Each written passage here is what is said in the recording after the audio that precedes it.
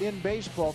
26 career home runs for Batista in this ballpark in 81 games. And Encarnacion, his last 18 games here in New York, 7 home runs, including a homer on Monday afternoon.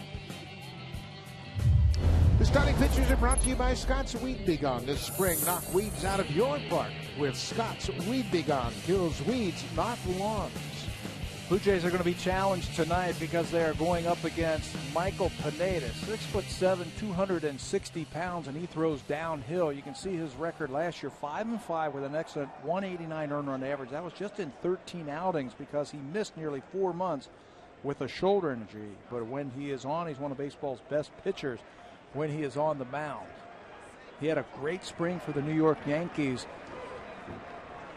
2-0 with a 142 earned run average. He's on his game. He made 5 starts in spring training. First pitch of the ball game is in there for a strike, and we are underway. Jose Reyes went 0 for 3 in the game, but he might have had the most important at bat in that game on Monday afternoon. He dropped down a sacrifice bunt in that 5-run third inning. I went up and talked to him today to ask him how his ankle is, and he says he stretched his Achilles just a little bit when he hit the bag on that bunt. He also collided with Stephen Drew, the second baseman, but he said stepping on that bag awkwardly hurt his ankle momentarily, but he said he's fine. Reyes just 1 for 3 against Pineda. And I said on Monday, I think Reyes is primed for a big season. Of course, the last 2 years, he was injured in both Aprils 2013, 2014. When he was in there, he was pretty good. 30 stolen bases last year, and he missed a month. There's the first strikeout of the ball game. That ball moved down and away from Reyes. Well, he's got one of the best changeups in baseball, and you'll notice that it's hard. It's almost like a splitter. Talking to some of the Blue Jays, they were thinking that it was a splitter, but it's got split action on it. It's a changeup. And I no doubt think he learned from Felix Hernandez out in Seattle. They were both teammates, and of course Felix Hernandez, the Cy Young Award winner, one of the best in baseball. This is Russell Martin. Watch how Pineda gets it. It's a 3-finger change right there. You see him roll it right off that little pinky, and it dives down. That one was 90 miles an hour. It acts like a splitter, but it's a changeup. Martin fouls it back out of play. Russell Martin, his first hit in the Blue Jays uniform was a 2-run single in the third inning. Didn't have a great spring, but I think his focus was clearly on his pitchers. More concerned about getting to know his pitching staff than he was about refining his stroke. Gibby was talking about him today, that he is a leader. He's quick behind the plate. He's a mobile catcher, and defense comes first with Russell Martin. That slider missed outside. It's 2-1. Russell Martin may be the best athlete behind the plate in all of baseball. He is quick. He's athletic. A former infielder. This is popped up behind home. McCann back near the screen. It'll be out of play about 4 rows back. Gary Tuck, the longtime coach here for the Yankees, he is a catching guru. He had Joe Girardi and Jorge Posada when he was here in his first tenure. He's the catching coach, and he says Russell Martin is a terrific athlete behind the plate. He can do so many things to help you. Of course, Joe Girardi and Tony Pena were 2 great catchers in their own right in their playing days. They really recognize the value of Martin. I think you have to have quick feet. I think if you're going to be a good catcher, to be able to slide to different positions. Lined right to Headley at third. Get you into position to throw the ball, and Russell Martin can certainly do that. Take a look at the defense behind Pineda. In the outfield, it's Gardner, Gold Glover, Ellsbury in center, and Carlos Beltran in right. Chase Headley, he's got a Gold Glove at third base, and then Gregorius and Drew up the middle. Mark Teixeira, 5 Gold Gloves to his resume, and behind the plate, the veteran Brian McCann will flash the signs for Pineda. And I think Brian McCann has the toughest job tonight of any of the Yankee defenders trying to catch Michael Pineda. It's cold, it's raining, his ball moves all over the place. He does a good job behind the plate. This is second season with New York, came as a free agent. Batista pops this one up again back toward the screen, almost in the same spot as that previous one. Batista 2 for 14 with a homer against the Yankees' big right-hander Pineda. Another great season a year ago, 35 homers for the Blue Jays right fielder. How about that on base percentage? Look at that, 403 for Bautista. He takes what that pitcher gives you. It's interesting, as hard as Pineda throws with Bautista at the plate, the Yankees still play 3 defenders on the left side of the infield. You would think, given the velocity he throws up there, that they might guard that hole on the right side. Not the case. Well, especially with 2 strikes. We've seen Jose go the other way when he falls behind. Couple of strikeouts for Pineda in the first. He had a great spring. He's carried it into his first inning in the regular season. R.A. Dickey will take the mound when we come back to New York.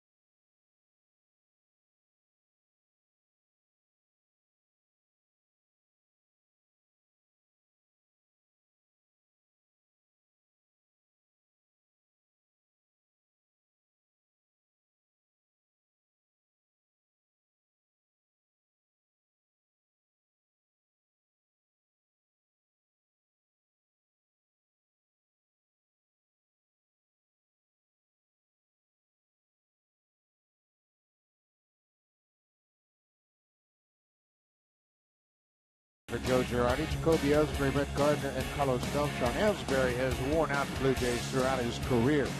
313 with 26 stolen bases. He's a great table setter in this lineup. And then down in the 7th spot, the DH, Alex Rodriguez. He is the career active leader in home runs against the Blue Jays with 56. Of course, he missed all of last year with the suspension. He had a base hit in the opener on Monday. Along with a walk, R.A. Dickey starts his 3rd season with the Blue Jays. There are his numbers.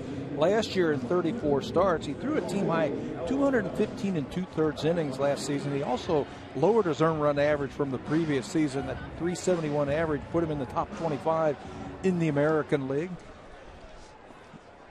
Defensively, Dickey really likes the way this ball club has played defense all spring long. He said, we got a much better defensive ball club now. It's Pilar, Pompey, and Batista in the outfield. Josh Donaldson at 3rd base. Reyes and Travis up the middle. Smoke can really pick it over at first, and the catcher is Russell Martin teaming up with R.A. Dickey. This will be Martin's first game with Dickey in a regular season game. And over at first base, Justin Smoke gets the start. John Gibbons was saying he wants to get everybody in there, and Smoke gets the start tonight. Edwin Encarnacion DH, and Smoke 2 errors last season. Over the last 2 years, 204 games. Justin's only committed 7 errors. He can really pick it. Of course, we're going to watch Russell Martin as he works with Dickey here tonight, and Russell caught him all spring long, and he decided this is the best approach. Just stay as relaxed as possible. He has set his glove on the ground. He turns his body and gets an angle on that pitch, and he's really worked at trying to refine his ability to catch this knuckler.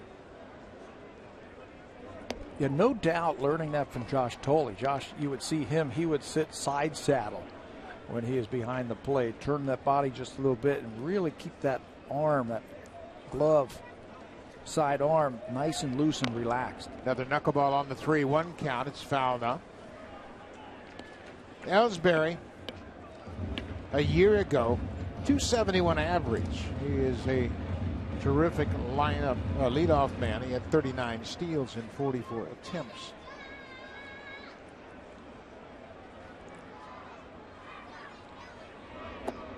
Leadoff walk. That was the one concern that Dickey had all spring long. He wanted to cut down on a number of walks.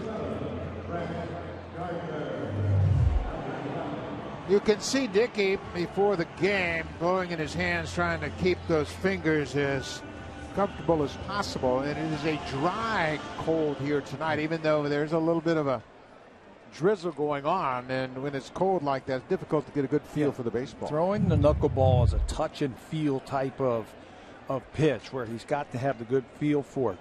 First 4 starts last year in the month of April, R.A. had 15 base on balls in 23 innings. So that's something we're going to have to watch tonight. And no doubt that the Yankees have picked up on that. They understand that. They're very patient hitters. You're going to see them really work over R.A. Dickey tonight. Brett Gardner, the number 2 hitter, takes the first pitch strike.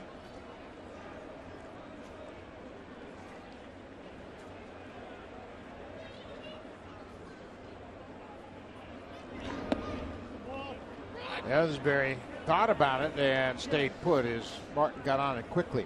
Dickey does a great job for his catchers in that he holds the baseball. He'll really create problems for the base runner as a timing issue over at first. There were only 5 attempts last year against R.A. Dickey trying to steal because he's so quick to the plate.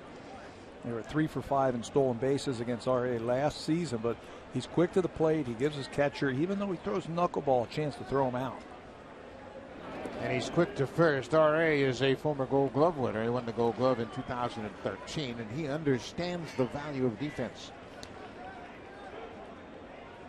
Hitters are going to put the ball in play against Dickey, and he has to become that extra infielder himself.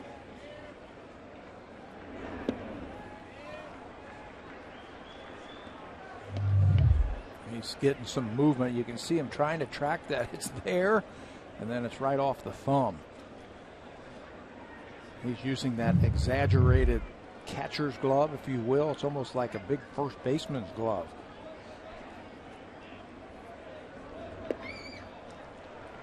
And you can see that ball that went off his thumb, and that's a concern. You know, they talk about, well, it's important that he catches, but another thing, Russell's an offensive player. And he takes one off the thumb and bangs up that thumb, then it becomes an issue when he's hitting. And those are all the things that you have to worry about if you're the manager, John Gibbons. 3-1. Ellsbury looked like he was running. This would be a good time right now to take off and set the tone.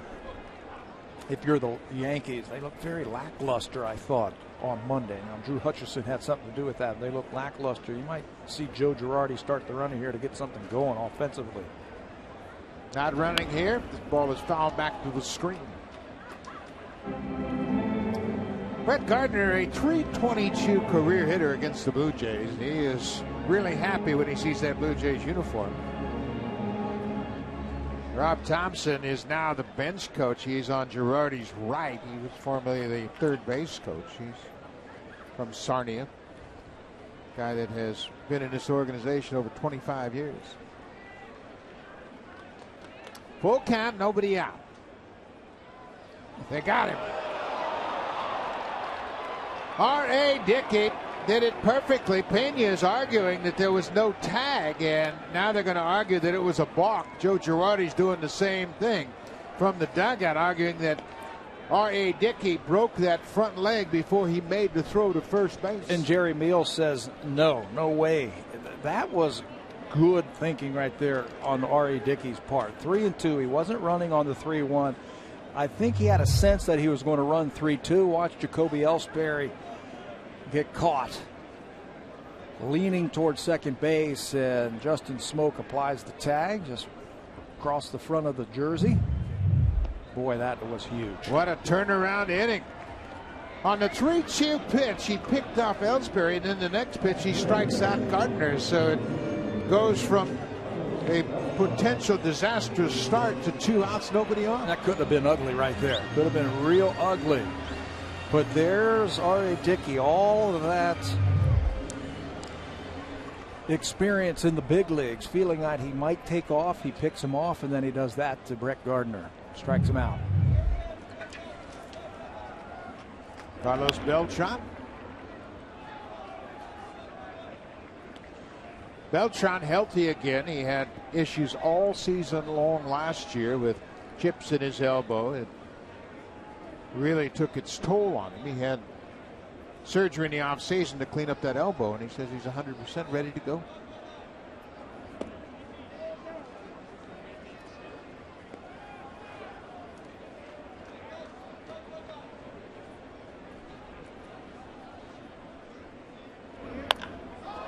High fly ball. Bautista has a beat on it. He waits, and R.A. Dickey is out of the first. Both starters off to a good game tonight. When we come back, Edwin Encarnacion will start things off on Monday. He went deep, home run number 1 for Double E.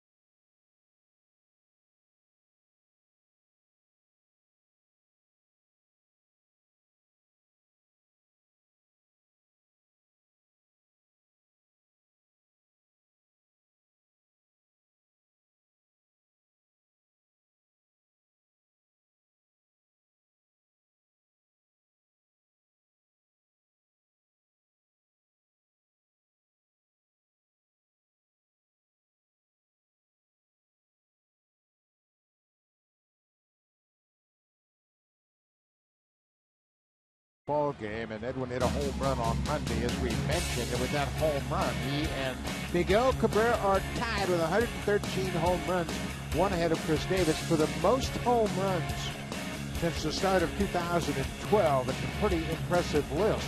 Stanton of the Marlins and the retired Adam Dunn. Those were some power hitters right there. Edwin has averaged about 140 games played over the last 3 seasons, so he's durable. He's out there.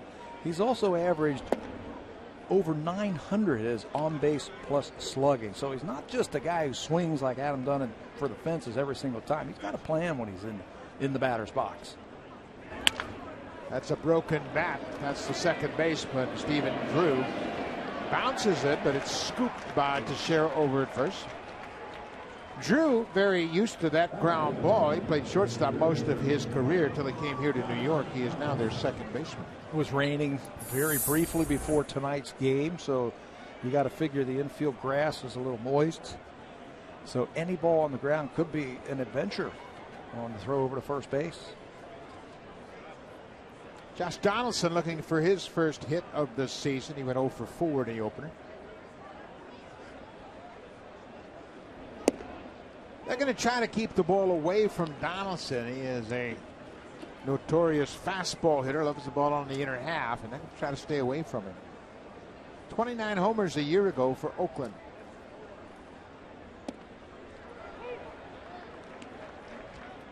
Everybody's anxious to get that first hit of the season, and both he and Batista are 0 for so far. And it doesn't matter how a broken bat, swinging bunt, Texas League, or whatever you want to call it, just get yourself a base hit. Get yourself an average. Yeah, nobody likes to look up on that scoreboard and see 3 zeros. Had a good spring. 6 home runs in the spring, a .327 average. The 6th home run came at Olympic Stadium in Montreal.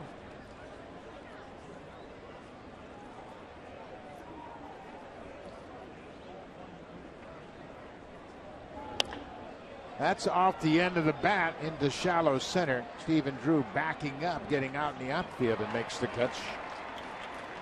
2 down. Let's take a look at the scouting report for Michael Pineda. Basically, he throws 3 pitches: fastball, slider, changeup. But note the miles per hour on his changeup, 87.7, which is actually higher than his slider at about 84 miles per hour. And that's why that changeup acts like a splitter. It goes down. It's a hard two-seamer. Fastball is about 92 miles an hour with a natural cutting action on it, so he can make the ball go both ways. He can make it go left and make it go right, making him very tough. Pineda's just 26 years old. He came to the Yankees in a trade with the Seattle Mariners, and they waited on him. He had a bad shoulder. It took him a while to get healthy, but he looks healthy now. This is Dalton Pompey, who swings right to it. It's a ball and a strike to the Blue Jays center fielder. And I think without a doubt, Michael Pineda is their best starter. When you take a look at everybody that they have in that rotation, I think he is finally coming into his own as a big league pitcher. There's that changeup, 88 miles an hour, bounced it right on the plate. When you look at Pineda, I mean, you couldn't build a pitcher with a better body. He's 6'7", big, strong body, got great legs underneath him and tremendous leverage. Little tapper, Pineda gets off the mound, underhands in time to Teixeira. Another quick inning. Pineda perfect through 2 innings. He's off to a good start. This his first start of the 2015 season.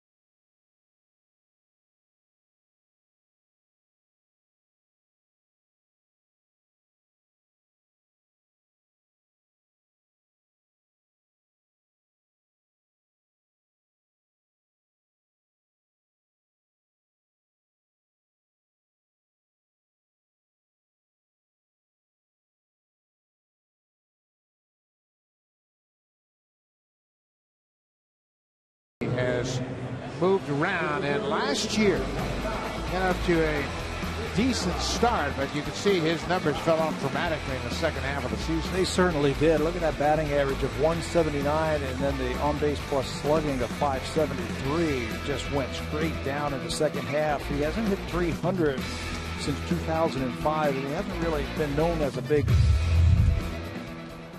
always been known as a big power guy, not a big batting average guy. Injuries have had some of the problems that he has gone through over the last couple seasons. Mark Teixeira is a switch hitter, but you'll notice he's batting right-handed against the right-handed knuckleballer R.A. Dickey. He's just 3 for 16 for his career against Dickey, and I guess when you can hit from either side, you might want to mix it up a little bit. So far, so good for Teixeira. They're going to have to get that one in quickly. It looks like a leadoff double for Teixeira. The double starts the bottom of the second. Teixeira had 14 doubles a year ago. It's his first of the season. That one was right in his wheelhouse. Knuckleballer, watch it, the tumbling action. Didn't get a lot of movement. It's up about belt high, and Teixeira, we've seen that swing before, haven't we? Right through the ball and drives it down the left field line for an opening double here in the second. Brian McCann, the Yankee catcher. Dickey Gets that first pitch in there for a strike. McCann, 232 a year ago, 23 home runs. He's done a pretty nice job of getting acclimated to the American League. Of course, McCann spent most of his career in Atlanta with the Braves. He was their leader last year. And a lot of offensive numbers. Right now, he's just looking to pull the ball. He pops this one up. Pompey broke back, and now he's got a long run, but he's got the speed to recover. That's a tough play for a young outfit. You see a power hitter like McCann take a big cut against Dickey, and you think home run, maybe extra bases. And he was playing deep also to begin with. Big swing, and the ball went up. That's where the corner outfielders are really going to have to help the center fielder on a play like that. They got a great angle of that ball off the bat, and Pompey made it look easy. Chase Headley, a switch hitter as well, batting right-handed like Teixeira.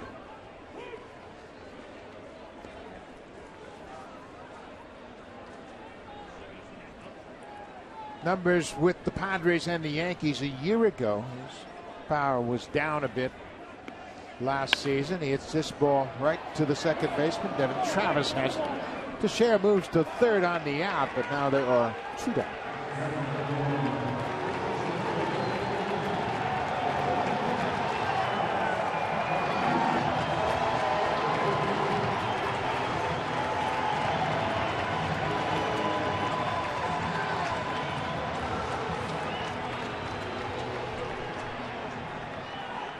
Alex Rodriguez still gets the support of the hometown fans here at Yankee Stadium. Got a great reception on Monday afternoon in his first game back since 2013. Suspended the entire season a year ago. I'll tell you, we watched him on Monday. You and I had a chance to watch him take batting practice today. He does not look like the same player we saw in 2013. Offensively, he's got his legs underneath him. He looks strong in the batter's box. He looks good. Rodriguez had surgery in 2013, and he had hip surgery, and he didn't come back until August that season. And he just wasn't right. No, he was just swinging with his arms. When you watch him now, he gets everything into it. He's got his lower half back. Dickey's ahead 1-2. Rodriguez had a single in the opener on Monday. That's 10 straight opening days he has delivered a hit. He's just one of those guys that have a flair for the dramatic. When the spotlight's on, he's generally at his best.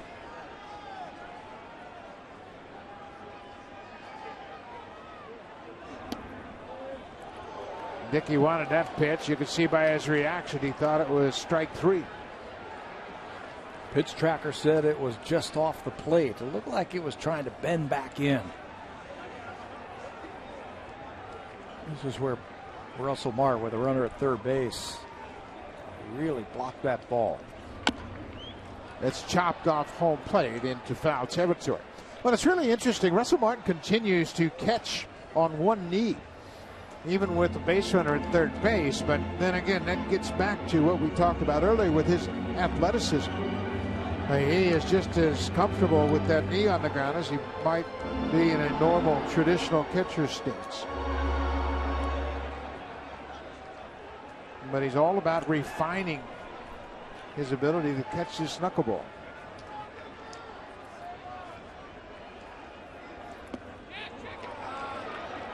They asked for the appeal down to Jerry Meals at first base. He said no swing, it'll be a full count. You got to believe that runs are going to be at a premium tonight, and the team that scores first is going to have a distinct advantage in my mind. Stephen Drew will be next if Rodriguez can reach. Two good pitchers, the weather, the elements, everything. Dickey strikes out Rodriguez. Leadoff double. The Yankees can't take advantage. Couple of strikeouts early on for Dickey.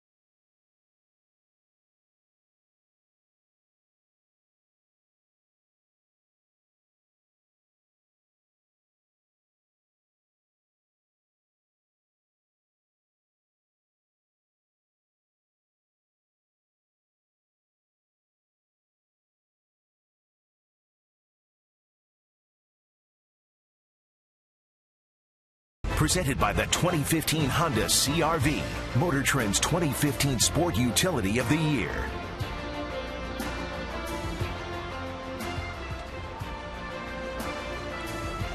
Nothing like the Big Apple. That is Times Square, and that's where they dropped the ball from on New Year's Eve. Crowd is bundled up here tonight. And there are a lot of families of the Blue Jays players here in New York to take advantage of this opening series against the Yankees. We have seen here in Sanchez's parents, they have been here. Devin Travis' family still here. Drew Hutchison's family was here for his start. Dalton. Roberto Osuna's family is here. Dalton Pompey's family came for the opener. Good place to celebrate the opening of the season with your son as they play against the Yankees. Kevin Pillar had a good opener, 2 for 4. And he started the Blue Jays rally with that leadoff base hit in the 3rd inning, and then picked up another base hit in the 4th inning. Also had a stolen base in that game. Straight steal, and he was safe at second base in the 4th inning. Was stranded out there by the Jays. Good all-round game. There's a strike. Yeah, you talk about that steal. He kind of banged up his hand as he slid into Stephen Drew at second. 2-1 pitch. Right at the knees. Pillar had a good look at it. That's something he's really trying to work on. Don't chase those borderline pitches, and something that created a lot of problems for him the last couple of seasons. I think because he's got a lot of less movement in that batter's box. He's not moving around as much. Little chopper toward third. This is going to be a base hit. Kevin Pillar with a leadoff single. First Blue Jay to reach. 2 strikes, and Chase Headley had moved back, and you couldn't roll it out there any better than this. Gets on top of that breaking ball and just deadens it right in front of home plate. Swinging bunt, and you can see how far Headley had to come in. He just picks it up and hands it over to Pineda for the Blue Jays' first hit. Pillar can run. A lot of people don't realize what a good base runner he is. He's got pretty good speed. This is Justin Smoak getting his first at bat with the Blue Jays. Check that. He got an at bat on the opener after he came in defensively. John Gibbons was talking earlier today that he wants to try and get everybody in this series and make them feel part of the team, get them involved. And that's why Smoak is in the lineup tonight. Edwin Encarnacion is DHing. Cold and rainy night. You know, Edwin's had some back problems in spring training. So I think that was a good idea just to let him DH tonight and put Smoak Glove in there. I was right the first time. Smoak did not get an at bat on Monday afternoon. This is his first official at bat of the season. They play the shift on Smoak. He's a switch hitter batting left-handed. Smoak made some nice adjustments throughout the course of spring training. Got off to a terrible start with the bat, but at the end started to show some power. Well, they flattened his bat just a little bit. He was wrapping it behind his back just a little bit too much, creating a really long swing plane. So they flattened it out just a little bit. You can see it right now. It's just where it should be, right off of his shoulder. Deep drive to right field. Beltran looking up off the wall. Pillar is going around third. He's going to get the stop sign, and Justin Smoak just missed his first home run by a matter of inches. You know what else they told him, Buck, is they said, you know, Justin, you're a big guy. Stop hitting so many ground balls. Get the ball up into the air. Just try and drive the ball. Let me see you be aggressive a little bit more. And he took off. He had a great second half of the spring. There's the pitch that's out over the plate, and watch how he attacks it. Shorter stroke. You can see how that back shoulder drops just a little bit to get the ball in the air. Lofts it, and with the topspin that he put on it, that kept the ball in the ballpark with a nice approach against Michael Pineda. Smoak has hit .317 for his career in this ballpark. Mind you, just 41 at bats, but that's his second career double at Yankee Stadium. The Yankees will play the infield back early in this game. Devin Travis stays on that outside pitch and fouls it into the seats. How about that first pitch breaking ball? He's a home run hitter. Devin hit his first major league home run here on Monday afternoon, a leadoff homer in the 7th. That was his first major league hit.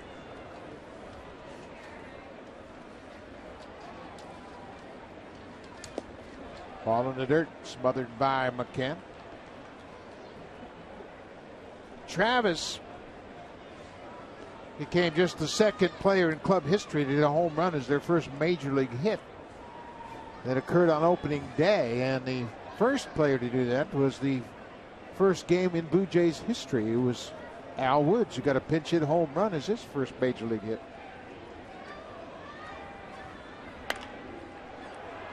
Boy, I tell you what, this young man has a nice approach at the plate. Yeah, just like Kevin Pillar, not a lot of movement at the plate. He's got a short swing. One of the things I think he should be thinking about right now, Pineda needs a strikeout.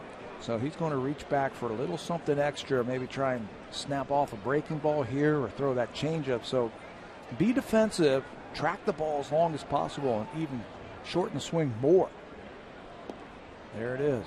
Good job laying off that hard breaking ball. That runs the count to 2-2. You know, that's one thing that the Blue Jays have said about Travis after they watched him in spring training. They said, all you have to do is watch him for a few days, and you can see he's got great baseball instincts. He understands the game.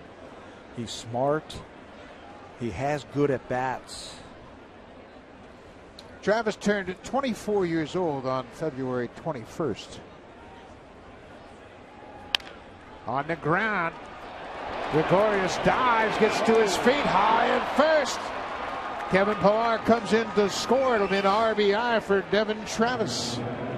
An infield hit. Blue Jays lead it 1-0. You know, when you have a short swing, you don't have a lot of movement, you can track the ball just a little bit longer. And when they hang a breaking ball, Pineda hung that breaking ball right there, and Devin was waiting for it. Good piece of hit and sends it right back through the middle. Justin Smoke did a good job. There wasn't going to be a way for him to advance. Goes back to first base, infield single, and this is the same situation we saw on Monday afternoon. That was in the third inning with Reyes at the plate, runners at first and second, nobody out. Chase Headley, the third baseman, way in on the grass at third. Teixeira at first on the edge of the grass. Reyes dropped down a bunt to third. Do you give him one shot right here? The swing? To swing away? I mean, everybody is way in. Even the middle infield is way in. You were right on the money, Pat. He hits it deep to right. Tagging at second is Smoke. Beltran makes the catch. Smoke will move to third base. Good call, partner. He can reach the seats, Jose Reyes, and with runners on base, he's very aggressive on first pitch fastball. Maybe the Yankees say, hey, okay, he's going to bunt. I'm going to throw a fastball right down the middle and let him bunt into an out. Pulled that ball, just missed a 3-run homer. Yeah, that was a good call by John Gibbons. Go ahead and see if you can't get that first pitch fastball. Reyes hits it deep enough to move the runner from second to third. Now Russell Martin will bat. You know, and this is no knock on anybody, but on Monday it was Kevin Pillar at second base, who runs a little bit better than Justin Smoke. You almost have to put down a perfect bunt to move both of those runners up. So that's a good move by John Gibbons. Smoke now at third. Travis at first. 1-0 Blue Jays. Russell Martin, with runners at second and third on Monday afternoon, grounded a base hit to right, drove in 2.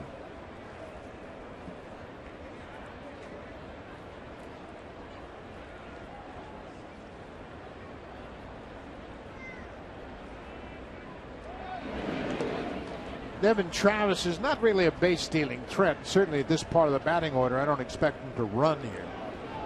And you got your number 2 hitter, and then Batista behind Martin.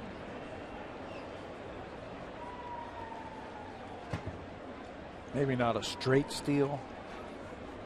At some point, if it's 3-1, they might start the runner, just to get the infield moving around just a little bit. Russell Martin can handle the bat. That's exactly what he needs to do now, and it's more difficult for the defense to turn a double play on the right side of the infield than it is on the left side of the infield. So generally, when you think about an at-bat, you want to make sure you stay on the ball, and huge numbers a year ago with runners in scoring position. Big hole on the right side of the infield to shoot for. Well, he was staying on that ball even though the ball was inside a bit. Hitting coaches will tell you all the time there are a lot of RBIs to the opposite field. And when you stay on a ball like that, you have a tendency to put the bat on the ball and not strike out. Yeah, and all they're saying is just wait a little bit longer. Track the ball, just don't commit too early. You're right, just keep the ball on the ground. You can roll it through the right side.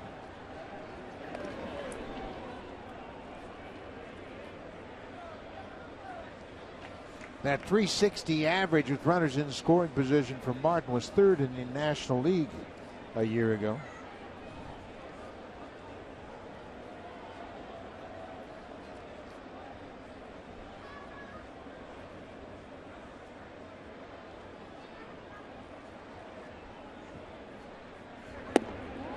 Cut on and miss. Big strikeout for Pineda. His third so far in this game. Another changeup. He got Reyes to strike out on a changeup, and that's nasty. It's hard, like we were saying, 86 miles an hour with some downward movement. We saw it with Tanaka in the opener, and we're seeing it already with Pineda tonight. The Yankees aren't going to challenge the Blue Jay hitters with many fastballs. No, maybe for show. They'll get them out with breaking balls. 2 outs for Batista. I know they're not running now. Yeah, he's up there for a reason, right? Batting in that part of the lineup.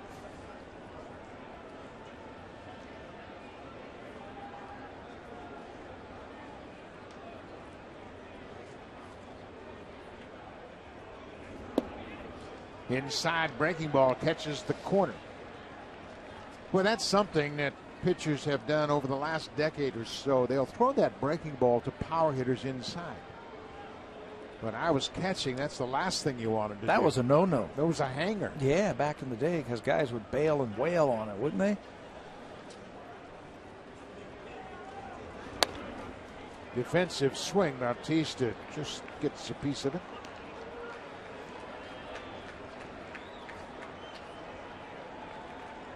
Jose with 35 homers a year ago. He drove in 101. Now he's got a battle. He's behind 0-2. Blue Jays lead it 1-0.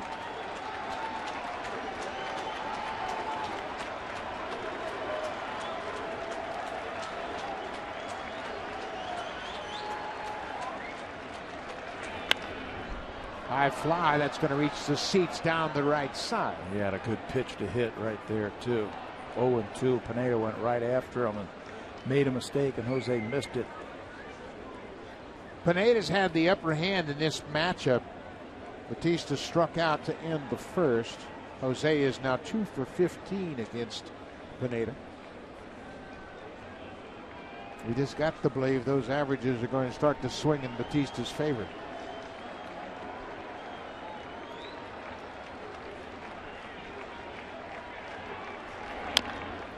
He's battling. Big runs on base. We mentioned you got the feeling it's going to be difficult to score tonight. The conditions and the pitchers you have to face.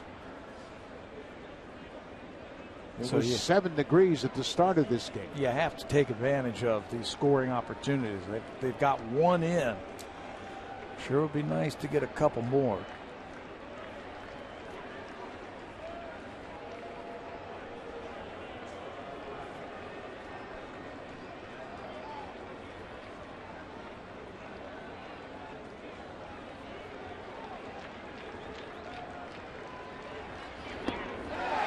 Great changeup, another strikeout. A couple of strikeouts minimize the damage, but the Blue Jays have taken a 1-0 lead on a base hit by Devin Travis.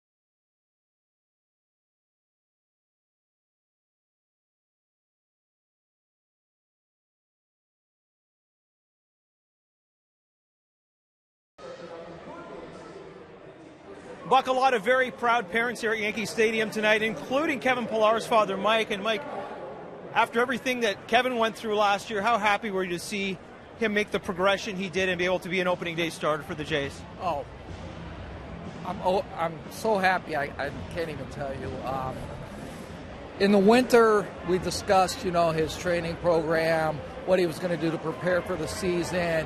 And, I had said, if you make the team coming out of camp, and Kevin said, wait a sec, not if, I am making the team out of camp. So he had the right mindset in the offseason, and it paid off. He worked hard and made his team.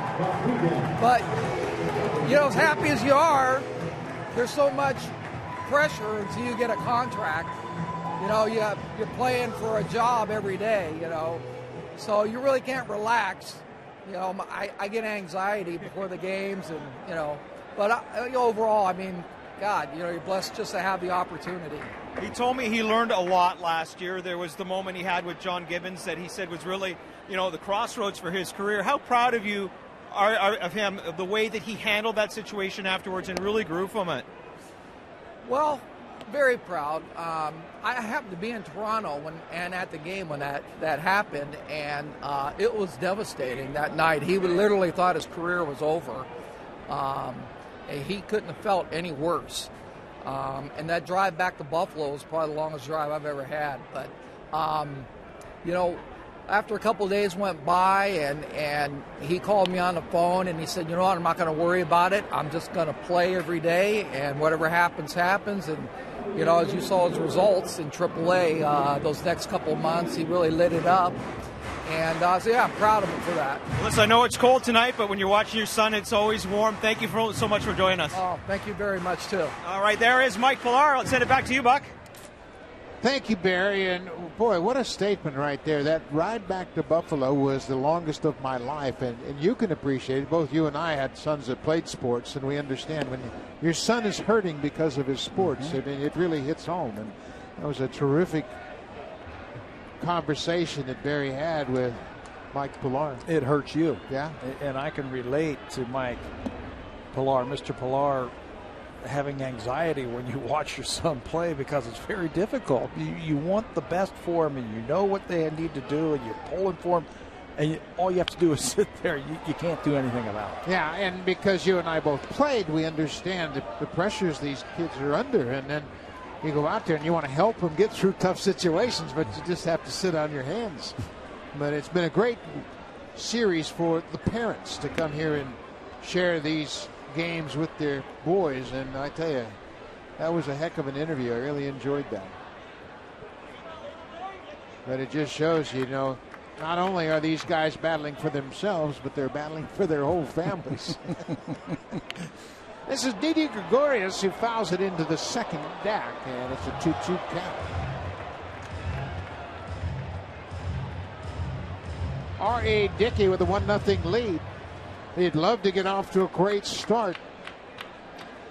He has made 12 starts in April with the Blue Jays. Has gone 5-4 in the first month of the season. He'd like to improve upon those numbers. With an ERA that is high, and some of the problem is and has been walks. He's had games where he's had 6 walks and 5 walks, 7 walks in the month of April. The weather obviously has something to do with that. Strikes out Gregorius, 2 down.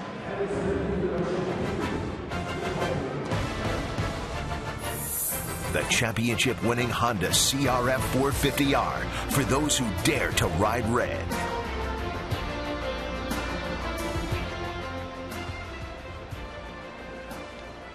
Two outs, back to the top of the order. Jacoby Ellsbury walked in his first at bat. He was picked off first base by R.A. Dickey. I think, Buck, we saw on that last pitch to Gregorius something that R.A. Dickey said he's going to try to do this year is don't air it out with 2 strikes. That knuckleball, take a little something off and change speeds with it. He struck him out with a 70-mile-an-hour knuckleball. When he first came over here, everybody raved about how hard his knuckleball was, and I think he got caught up in that, thinking, I'm going to show you, and it just didn't work for him. But he's made a great adjustment so far. We saw it back in the spring. The ERA for the month of April for Dickey last year was 4.30. That's the worst ERA in any month of the season. So he'd love to get off to a good start. There's a good knuckleball, 73 miles an hour, right in the zone. I think he is at his best when he is changing speeds on that knuckleball, throwing the hard one. We've seen it even like 65 miles an hour. It just gives the batter something different to look at. There were times when he would reach back and throw that knuckleball 80 miles an hour or so, 78, 80 miles an hour, and he would throw through the break, meaning he wouldn't get any movement on it. He walks Salisbury for a second time. One thing you know about Dickey is he gives you a lot of innings. Another 200 inning season a year ago. But what you might not know is he's tough to hit against. How about that? Of the Blue Jays starters last year, the opponent's batting average, R.A. Dickey's .233 average, was the best on the ball club. He'll give you plenty of innings. He'll battle you all the way to the end. Jacoby Ellsbury at first. Brett Gardner struck out in his first at bat. Well, the walks are a concern because Dickey gives up home runs. And if you cut down the walks, and those home runs are still going to be there because of the knuckleball. But if you cut down the walks, chances are you're going to give up more solo home runs, which is a good thing. How do you think Russell Martin looks so far catching this knuckleball tonight? No problem to me. I mean, he's an athlete. You mentioned that in the first inning. He's got good hands. He's good behind the plate. I don't care if it's a knuckleball pitcher or not. This guy can catch. We'll watch his setup now with a runner at first base. Yeah, he's still down on his knees, so I'm surprised Ellsbury hasn't tried to steal. Well, and this was something that really created a lot of talk in spring training. The first time Russell did this with a runner at first base, I had all kinds of people come over to me and said, "You ever seen that before?" I said, "Yeah, Russell can get up from one knee. He's quick enough to do it." Back-to-back walks with 2 outs. Certainly not what Dickey had on his mind. That's 3 walks so far in this game, and the Yankees are threatening with 2 outs here in the third. They'll be patient. The veteran hitters, they know how to hit. They're going to make them throw strikes. Now let's see if he changes a little bit. Maybe take something off that knuckleball. Beltran just got underneath the ball in his first at bat. He hit a sky-high fly ball to right, and Dickey delivers a strike.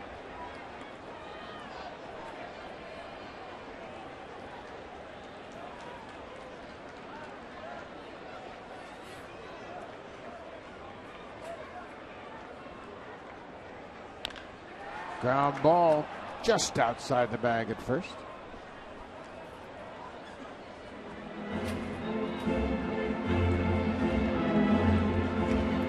Dickey and Beltran were teammates with the Mets in 2011. Well, Beltran knows basically what Dickey's all about. Beltran a year ago, .233 with the Yankees in 109 games.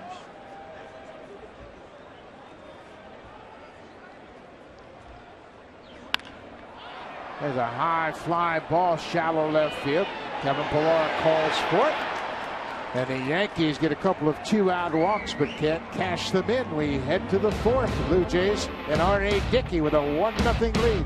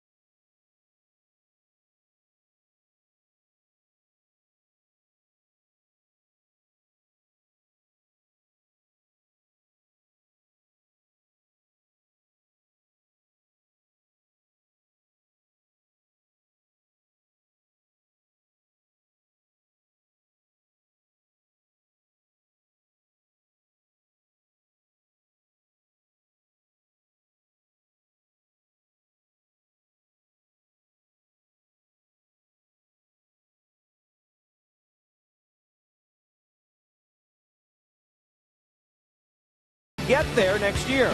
Just purchase a bag of Old Dutch potato chips and then enter your eligible UPC code at bluejays.com/Old Dutch contest. One lucky fan will win a trip to 2016 Blue Jays spring training in Dunedin, Florida. Prize includes tickets, airfare, and hotel. Full contest rules at bluejays.com. And boy, gentlemen, wouldn't it be nice to be in sunny Florida today? Oh, what's wrong with 7 degrees, Barry? It's not that bad. I actually had a guy say to me down on the field today that they got tired of all the heat in Florida. I'm like, are you kidding me? You're tired of all that sun every day. It was hot. It was 80 degrees. Yeah, you take a little of that sun right now in New York. How about breaking up the shifts? Edwin Encarnacion goes opposite field, leadoff single. I tell you what, I believe you're going to see more and more of this around baseball. Hitters have egos too, and they want hits. And they've had a couple of years to try and figure it out. That natural cutting action right there by Pineda plays right into Encarnacion's swing as he just rolls it into the outfield. But hitters have had a couple of years now to figure it out and how you're going to beat the shift. And I'm with you. I think they're going to try and go the other way or bunt for hits a little bit more and straighten out all those hitting alleys. I am a firm believer that the game will take care of itself. The players will make adjustments. This is Josh Donaldson. Donaldson popped out to second baseman in the second. Stephen Drew basically straight away with Donaldson, who is a notorious pull hitter.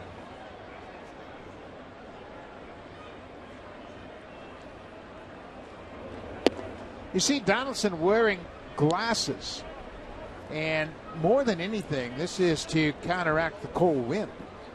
And nobody knows cold, windy nights more than Josh Donaldson, having played in Oakland the last 3 years. Just dries up the tears in your eye, and you can't see. Nothing looks very clear. A little yellow tint as well, and that'll help.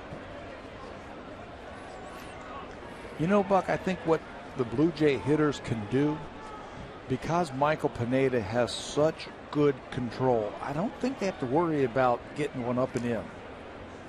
He only walked one batter all spring. He is around the plate. He's a big man. He throws hard, but he's got great control. And what's really interesting, didn't hit a batter in any of his 13 starts a year ago. Now, if I'm 6'7", and I got a pretty good arm, every once in a while, I might just let one get away. Just to knock a guy down, just to put the thought in his mind. Yeah. I mean, 6'7", first of all, you're intimidating to begin with. And you throw hard, but he's got great control. That was a breaking ball. In spring training, through 19 innings, had 1 walk and 23 strikeouts. Yankees love Pineda. You talk to Joe Girardi and Tony Pena, Larry Rothschild, the pitching coach. They love him. He's enthusiastic, great kid, hard worker. He's just been hurt. Yeah, and they gave a big prospect to get him, and now they've been waiting for him. This is bounced foul outside of third. The only question mark they have with Michael Pineda is health. Is he going to be able to stay on the field to get his 30 starts? He's never made 30 starts in the major leagues. He has just thrown over 107 innings. That's the highest total in one season he has been able to compile. Full count. Encarnacion at first. Not running. Cut on and missed. Donaldson strikes out. That's 5 strikeouts for Pineda.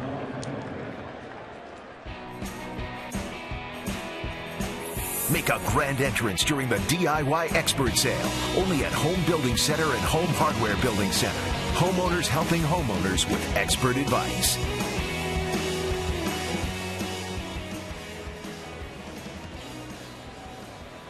One nothing Blue Jays. Edwin Encarnacion with a leadoff single.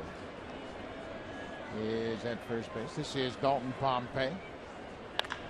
There's a high fly ball, and that's going to be well inside the park. Beltran makes the catch. 2 down. This copyrighted telecast is presented by authority of Rogers Blue Jays Baseball Partnership and may not be reproduced or retransmitted in any form. and the accounts and descriptions of this game may not be disseminated without the express written consent of Rogers Blue Jays Baseball Partnership. It is a cold night at Yankee Stadium. But the fans are here. They're all bundled up. The toques are out. Blankets are out. Everybody trying to stay warm. Kevin Pillar had a little chopper up the third baseline for an infield hit his first time up. Came around to score the only run of this ball game.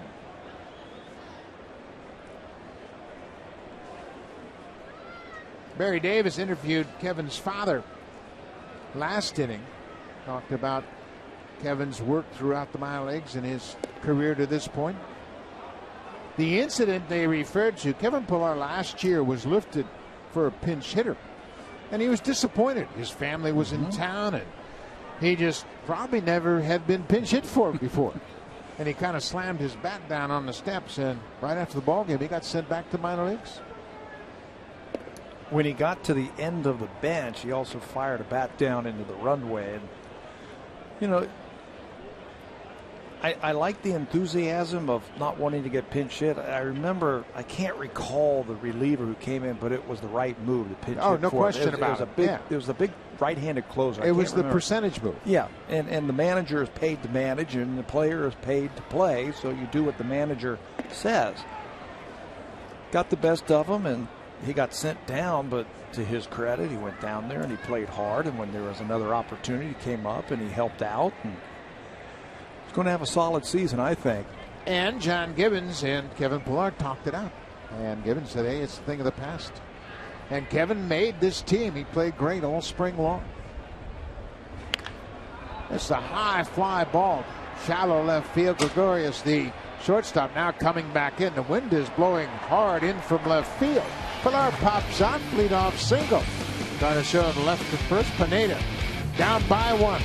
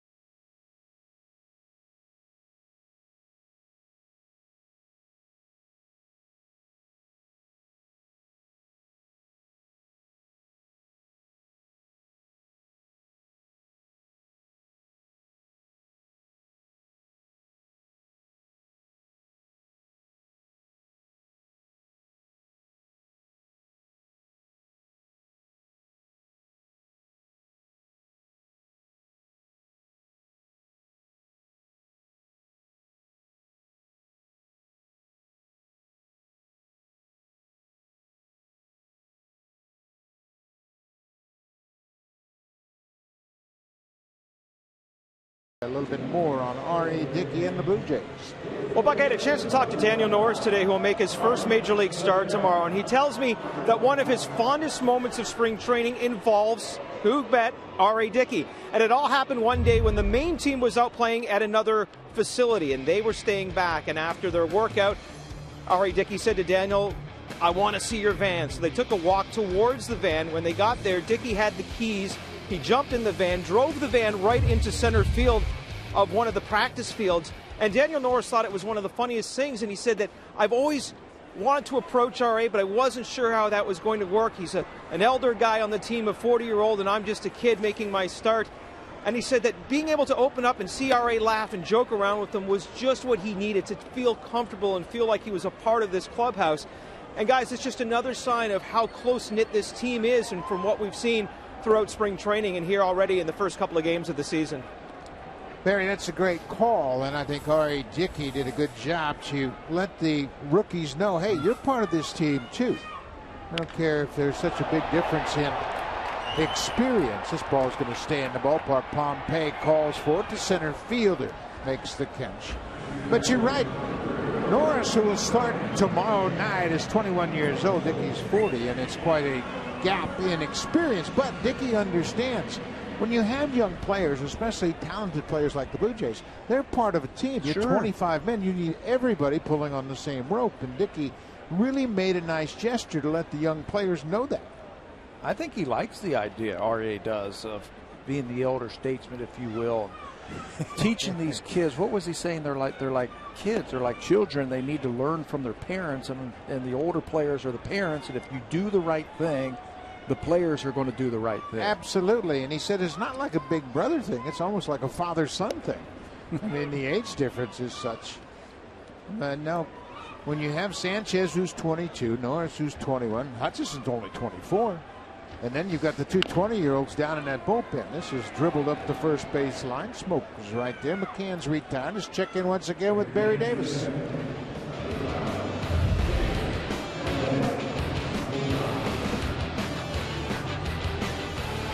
I don't know.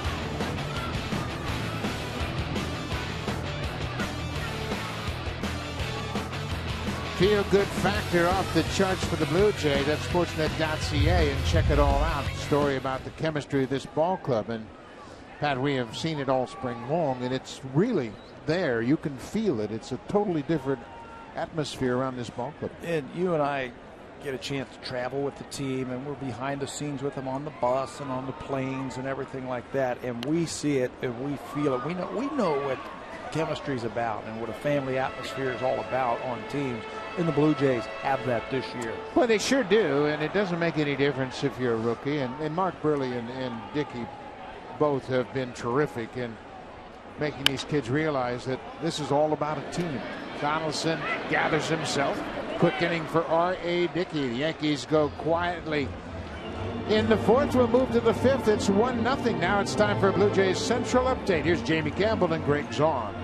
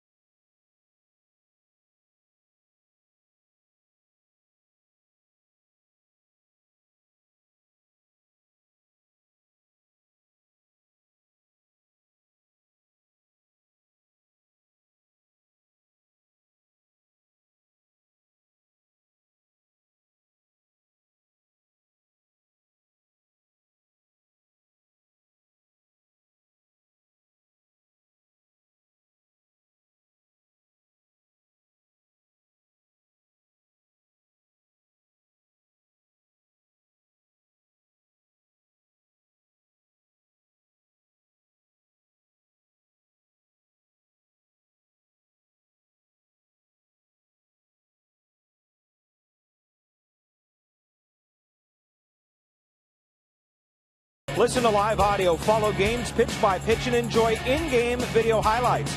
The app is available on the iPhone, iPad, iPod Touch, Android, and BlackBerry. Season-long subscription packages are available. Visit BlueJays.com for more details. And it even works out here in the cold, Buck. Well, it's getting a good test if that's the case, because it is cold. Lots of fans bundled up. They look like they're at a football game, not a baseball game, but that's what you get in April in New York. And it's supposed to be about the same tomorrow, but you know what? Blue Jays will take it, whatever it takes to get it done. Justin Smoke doubled in his first official at bat of the season. That came just shy of going out of the ballpark in right field in the third. Smoke in the 8th spot tonight. I think this is going to be a real good spot for Justin Smoke. He was originally drafted by the Texas Rangers in the first round, was traded to Seattle. Hits this ball on the ground. Teixeira went after it, but he recovers and gets back to the bag in time as Smoke is retired for 3 on the put-out. I think just playing in the American League East is going to be good for him because there's better hitters ballparks in the American League East than there are in the West. The West, the only one I could think of is Texas. Yeah, Texas good hitters ballpark. Everywhere else, Seattle, Oakland, Anaheim, they're all big ballparks. And Justin Smoke, I think, is going to be a great addition to this ball club. Number 9 hitter is Devin Travis. He has the only RBI of this ball game. The RBI single came in the 3rd.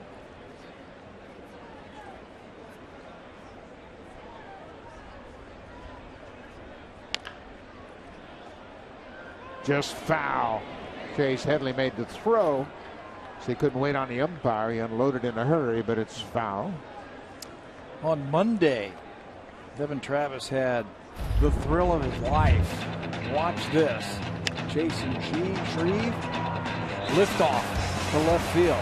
Really no doubt about it. And we were talking to him after the game and on the off day. I believe they got the ball back. They were trying. They were looking for it. The person wouldn't throw it back, but I believe they got it back. I'll check out on that.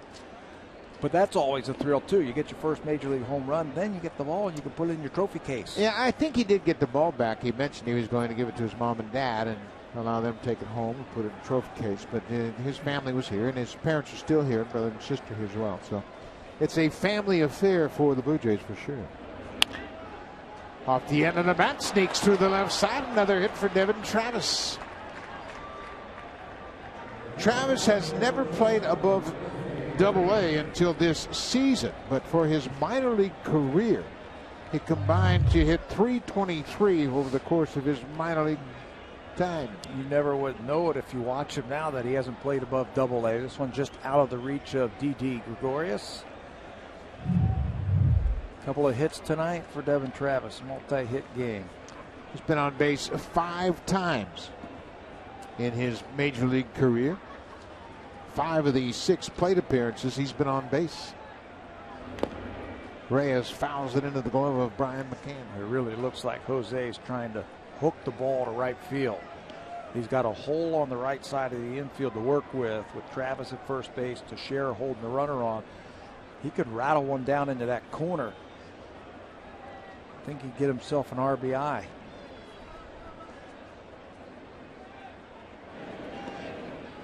They continue to worry about Travis at first base.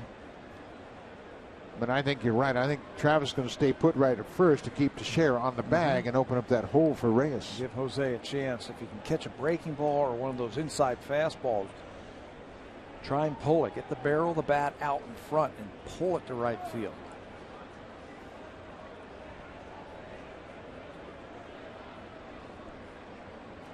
You know, the best way to combat that is to throw change-ups. And right now you can see McCann and Pineda trying to get on the right page. He's got such a good change-up, and it goes down. You can get a lot of ground balls with it. Been effective for him all night long. He also has 5 strikeouts. Looks like they're going with the slider here. Reyes was out in front. Jose really had a good spring. He's swung the bat well all spring long.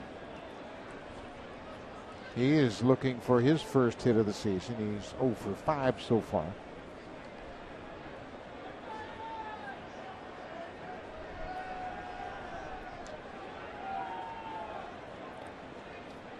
They think he's going. Yeah, they sure do. He was leaning on that one. It's an 0-2 count. I doubt if he's running on an 0-2 count. John Gibbons is not one to really force the offense. He's got so many good hitters in the lineup. There's no reason to.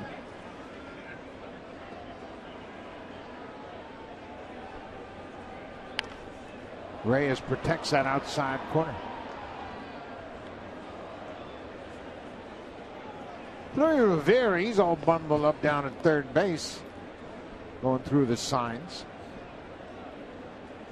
McCann looks into the dugout.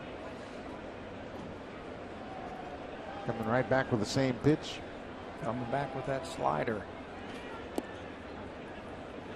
That time Jose saw it all the way.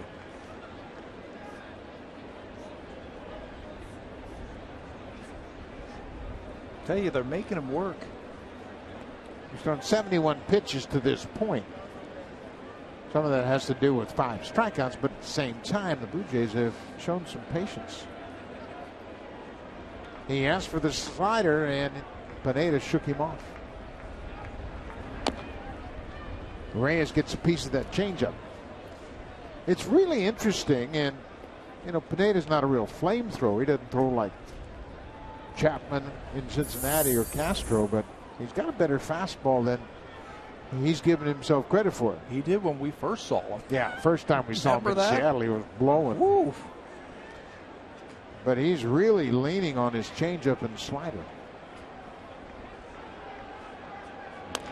Another slider bounced off the glove of Teixeira. Travis is going to make the turn to third, and he slides in safely. Reyes will go to second, no throw. Devin Travis, aggressive on the bases, moves to third base. The ball went off Teixeira's glove. It should be a base hit for Reyes.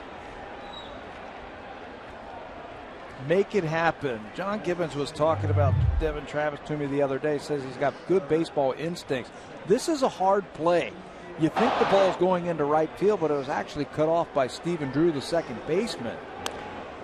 And then it was going to be a bang-bang play. It had to be a perfect throw. His momentum is taking him away from third base. It's offline. And that allows him to get into just the third, and Reyes to go all the way into second base. You can see the Gold Glover Teixeira just off of his glove. He deflects it over to Drew. It is a base hit for Reyes. It's error on the second baseman on the throw that allowed Reyes to go from first to second. Still just one out. Russell Martin with a chance to add to the Blue Jays lead. The other day, first pitch fastball he got a 2-run single, and he got it again. Drives this ball to right. That's going to score a run. Beltran on the track makes the catch. Travis coming home. Reyes moves to third. Russell Martin does his job. Just like on Monday with a couple of runners in scoring position. First pitch fastball, and Russell was waiting for it. Didn't try and pull it, just went with it. It's got that cutting action on it. He would have rolled over on it. He stayed with that and drove it out there for sac fly. Blue Jays are doing a lot of things right early on. Bottom of the order is making a significant contribution. Boy, are they ever.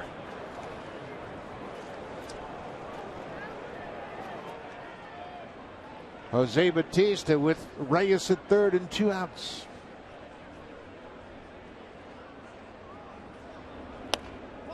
Tried to check his swing and fouls it into the seats. Right now, we've watched Jose. This is his third at bat tonight against Pineda, and he's in between. I'm not sure if he wants to swing or if he wants to take. Pineda's throwing something that he's not used to. Either he's looking for a breaking ball and getting the fastball, vice versa, but he's in between right now.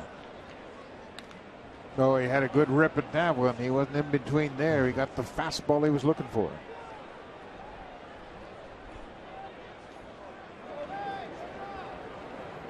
Devin Travis appears to be getting some medical attention.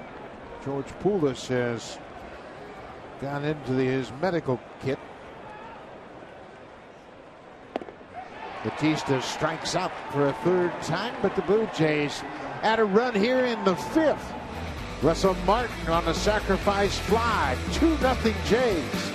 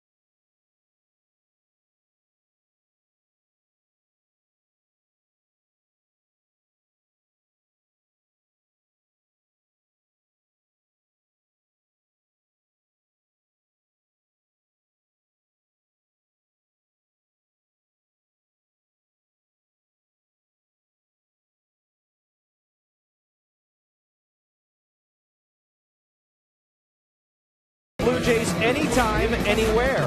Visit Sportsnet in the App Store to download. A very handy thing to have if you're on the go and you want to watch the Blue Jays. Great place. You can take them anywhere. Buck? Thank you, Barry. And people are bundled up here at Yankees Stadium. The Blue Jays feel a little bit better now. They've got a 2-run lead. It's 2-0 as we head to the bottom of the fifth. R.A. Dickey will look to Alex Rodriguez to start the bottom of the fifth.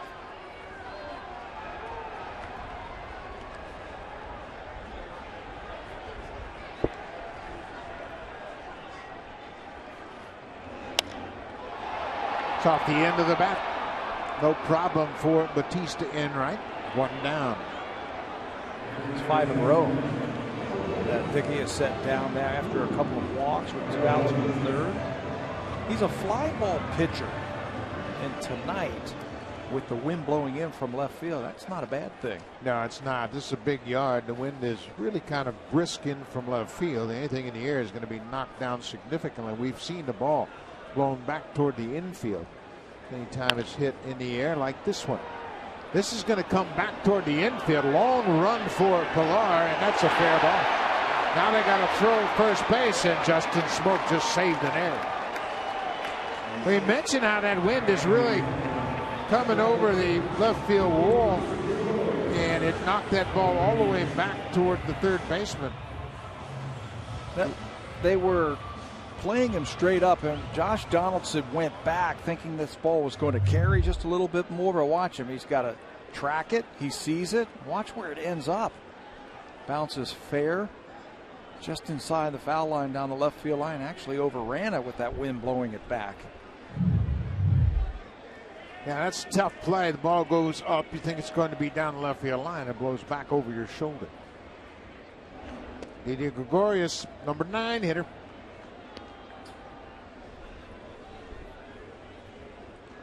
Gregorius had a base running mistake here in the opener as he was caught trying to steal third base in the 8th inning. Bouncing ball. Travis shovels to Reyes quickly to first. Double play. So that windblown single does not prove costly to R.A. Dickey. Devin Travis waited on it, flipped quickly to Reyes to get Dickey out of the inning.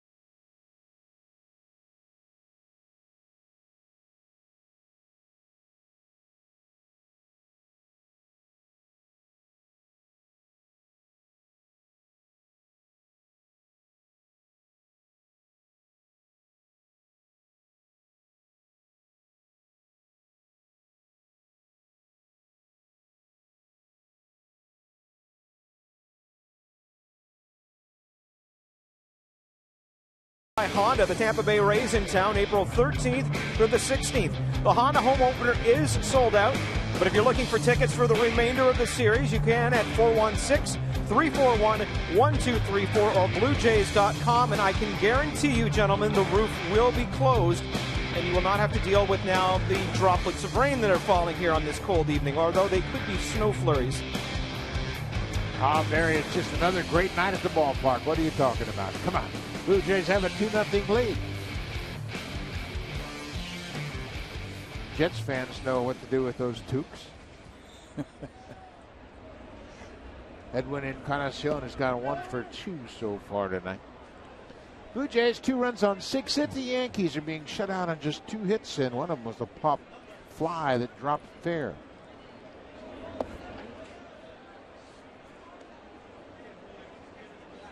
Blue Jay hitters have done a good job in this series of really taking those borderline pitches. That ball is hit a ton to left, but Ellsbury will get over in the alley in left center and make the catch, 1 down.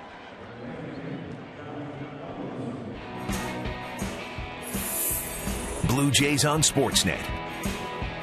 Brought to you by Scott's Coated Grass Seed. This spring, build up your outfield, even if you miss a day of watering, with Scott's Coated Grass Seed. I would like to have seen that ball in August.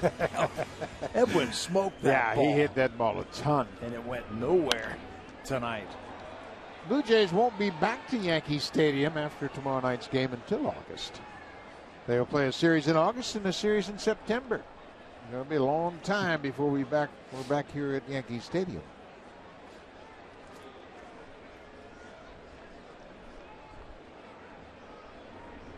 You know, you were talking about the Blue Jays doing a good job taking those borderline pitches. I thought they did a really good job adjusting to Tanaka the other day on Monday, first time through. Brooke Jacoby was saying the same thing before the ball game today, that he thought after they saw him for the first time, they did a good job of really zeroing in on that breaking ball low. Tanaka retired the first 5 batters of the game before Deanna Navarro had an infield single. And then in the 3rd inning, that's when they put up 5 runs on 3 hits. This ball's off the end of the bat. Beltran, the right fielder, is there. 2 quick outs here in the 6th.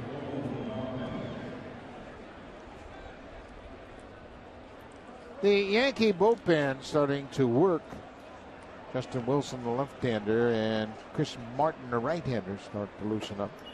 We've only seen them 1 game, but the Yankees appear to have a pretty good bullpen. Yeah, they're deep. They've got a little bit of everything, and they had all those strikeouts last year, and I think they added to it this year. Dalton Pompey shows bunt and pulls the bat back. Everybody they have out in that bullpen can throw strikes and strike you out.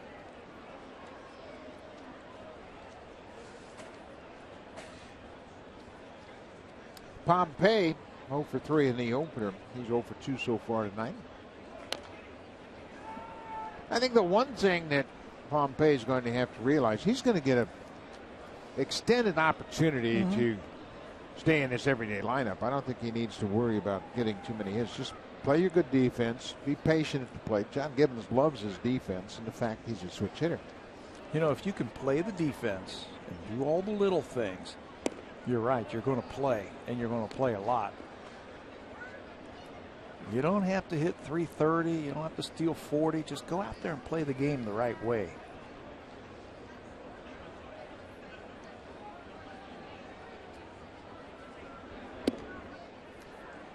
We mentioned Pompey is batting in the 6th spot tonight. And the Blue Jays, you hear all the prognosticators and the analysts around baseball, they talk about the Blue Jays top of the order being one of the best in baseball. Well, if they can get some production from the bottom of the order, this is really going to be some offense. It's going to be deep, and it's going to be tough on the opposing pitcher. They won the game the other night, or the other day. Reyes didn't have a hit. Bautista didn't have a hit. Donaldson didn't have a hit. Still won by 5. Those 3 combined to go 0 for 12, and they scored 6 runs. So Dalton Pompey draws the 2-out walk.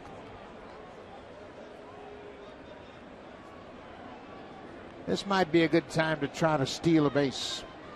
2 outs, it's cold. Catcher Brian McCann sitting back there behind the plate, freezing. Trying to get another runner in scoring position. Take your chance right here. Now you want to go early in the count. That's what the Yankees think. Pompey, it's chased back to the bag. can see Brian McCann looking in, getting the sign. Fastball. Pompey not going. Pilar shoots it into the second deck over the Yankees dugout. That's what speed can do for you. It can get you some extra fastballs. You got a fast guy over there, catcher. He'll put down that number 1 early in the count, won't he? Give Absolutely. Better chance to throw him out. Get the ball quicker on that fastball. They're going to throw over to first again.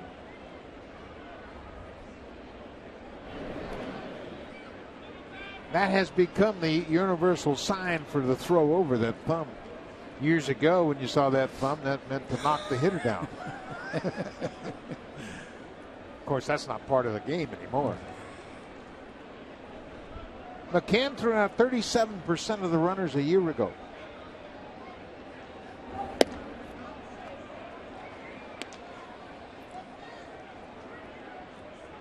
Pompey has been given a green light early in his career. As you see Joe Girardi checking on the status of his bullpen.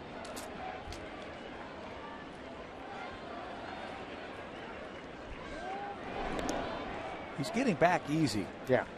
Against Pineda. Big right-hander takes a long time to get that ball over to first base, but he can take another half a step if he wants to.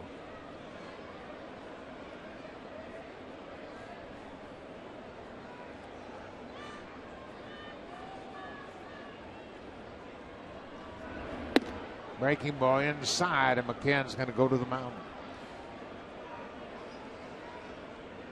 The Yankee bullpen, double barrel action. As Joe Girardi knows that Pineda's getting near the end of the line. Yeah, he's not going to burn out his starters early in the season. Sure, they are on pitch counts against Pineda. He's had shoulder problems in the past. They're not going to use him past 100 pitches. 2 balls and a strike, 2 outs. Pilar covers that changeup. That's been a good pitch for Pineda all night long. Pineda has 6 strikeouts. And John Gibbons and the bench coach DeMarlo Hale looking over the matchups. Probably checking out who they have in that pen. Smoke is a switch hitter, but he's stronger from the left side than he is from the right. And you try and negate that right field short fence. If you bring in the left-hander, make him turn around to right-handed.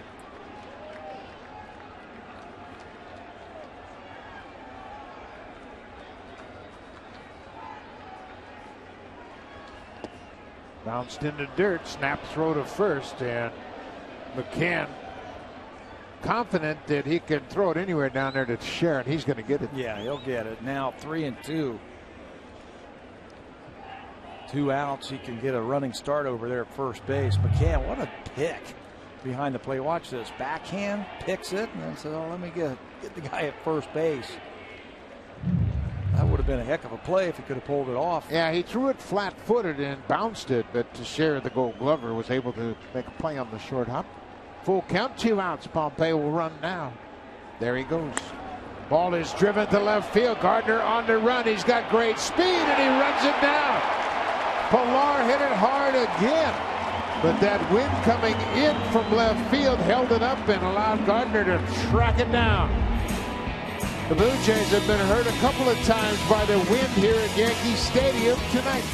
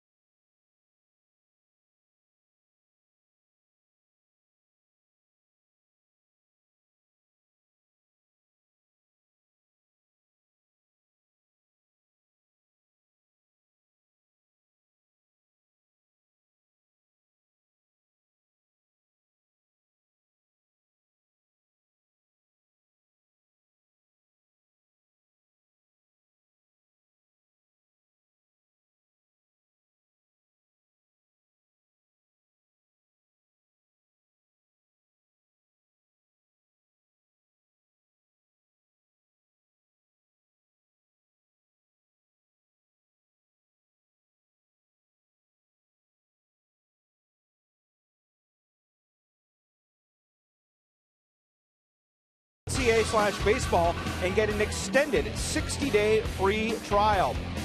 John Gibbons today announced that Michael Saunders will in fact begin a rehab assignment tomorrow in Dunedin, Florida. As far as when he may return to the Blue Jays, he says it will not be at any point during this road trip, so you will not see him in Baltimore. But if things go well, there is a possibility we'll see him sometime on the homestand. Gibbons says he'll be playing in the outfield right from the get-go, and that's good news. And guys, he did get a lot of at-bats during spring training and minor league games. He wasn't running, but I'd imagine that should definitely help with his bat speed. Yeah, I think it will help him, Barry, but getting on the field again and running, it's going to be a different set of skills once again for Michael Saunders. Of course, he had the knee surgery at the start of spring training after injuring himself before the Blue Jays really began their training, and that'll be a welcome addition back to the ball club. The first thing that I want to see is, can he play defense? Yeah. That's the first thing. He's not going to DH, not with all the opportunities Blue Jays have with Encarnacion and Navarro, etc. Ellsbury slaps it by Reyes into left. A leadoff single is check in with Jamie Campbell.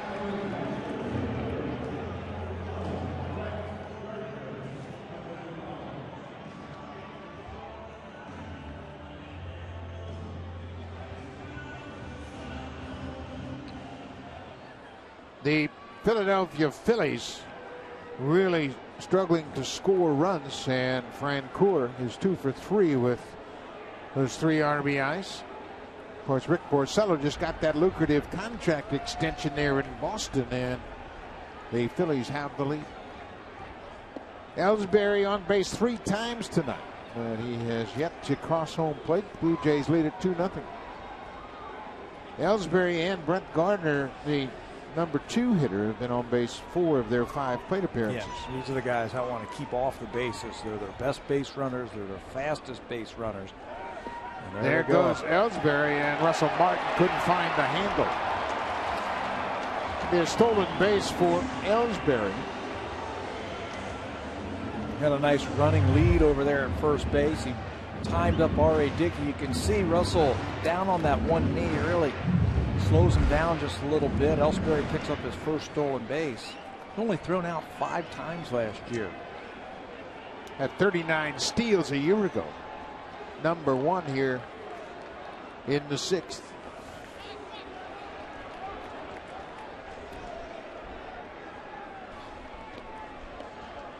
It is a cold night. The wind is really starting to pick up now, and you can bet the relief pitchers are going to be given extra time to get loose. That is Dane Johnson, or excuse me, Pete Walker on the phone to Dane Johnson down in the bullpen, and the Blue Jays look like they're going to start to stir.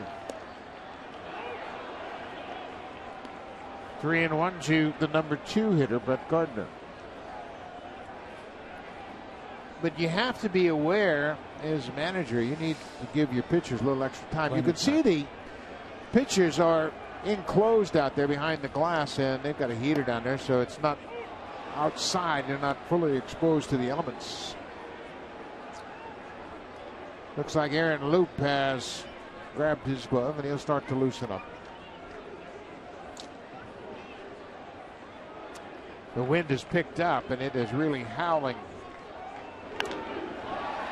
Justin Smoak, what a play, and Dickey's going to be in time. I tell you what, the value of defense. That saved a base hit. Dickey is a Gold Glover himself, and he broke immediately when that ball was hit. He was there in time to get to Speedy Gardner. Very fast Gardner. Bang, bang play over at first base, but what a play by Smoak over at first. Those are the type of plays, you know, they don't show up in the box score, but they're huge when you talk about containing innings. That ball gets into the outfield. The Yankees have something going first and third, or just a runner at first and a run in. There's the fast Gardner. It's out at first base. He picks it and then leads Dickey perfectly to get the out. 1 out, runner at third. Carlos Beltran takes a strike. Russell Martin knocked it down.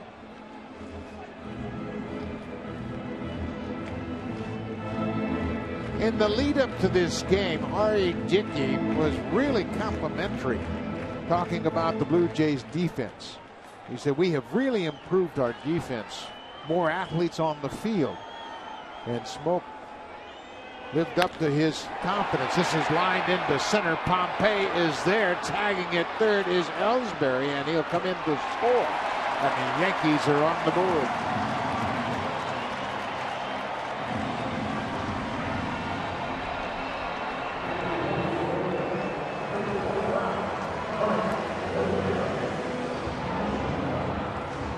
First ball to get into the outfield. Single, stolen base, ground out, and then a sacrifice fly. Cuts the lead in half. 2-1 ball game. Tough to knock the ball out of the ballpark tonight, so you're going to have to manufacture runs. The Blue Jays took advantage of an infield leadoff single in the third and cashed it into the first run of the ball game. Teixeira hits it on the ground. Tricky hop for Donaldson. Takes his time. The inning is over. Ellsbury with the leadoff single comes around to score. The Yankees trail by 1 as we head to the 7th.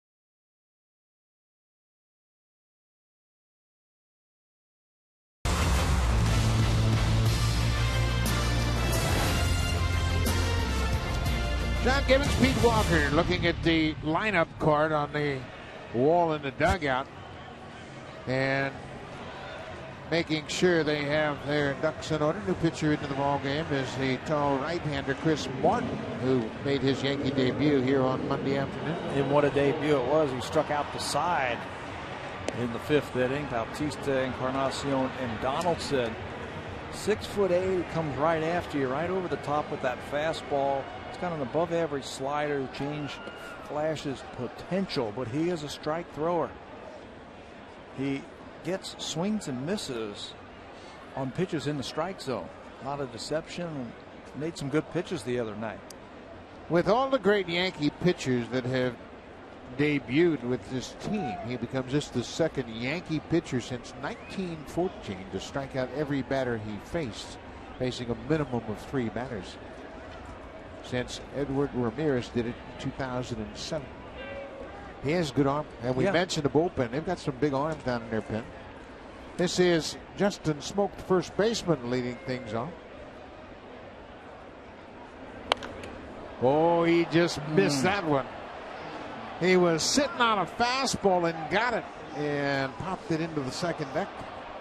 Boy, that was a pretty home run cut. Got the bat head out a little bit too quick.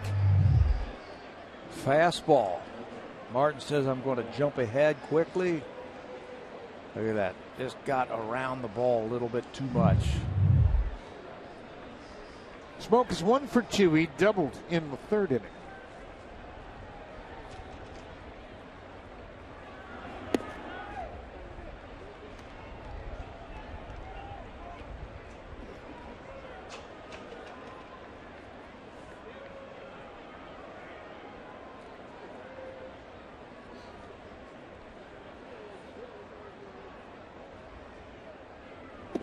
outside.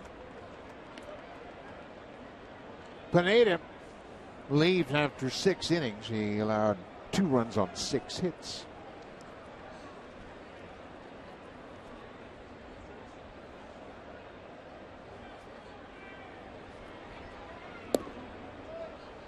Smoke's got a good eye as well.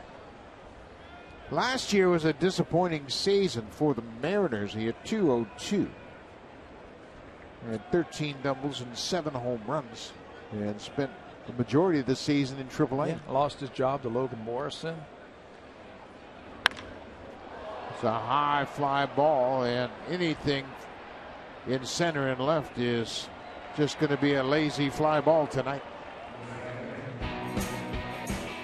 Make a grand entrance during the DIY expert sale, only at Home Building Center and Home Hardware Building Center. Homeowners helping homeowners with expert advice. So the number 9 hitter is Devin Travis, and he's had an interesting start to his major league career. He's had 6 plate appearances and been on base 5 times.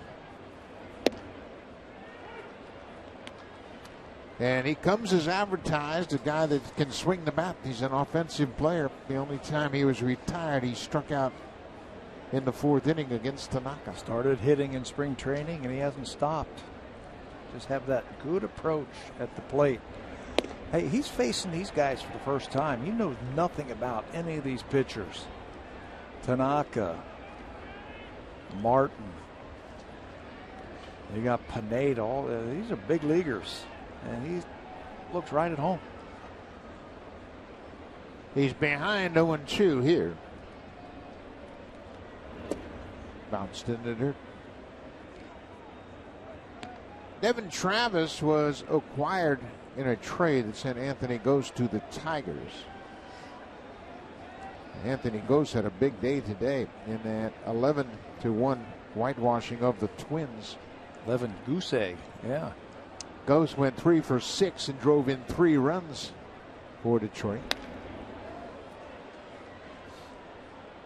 Gose had a double, a triple. He really had a great spring. Anibal Sanchez for the Tigers went 6 2/3, and the Twins have been shut out twice. 2 games they were yet to score a run.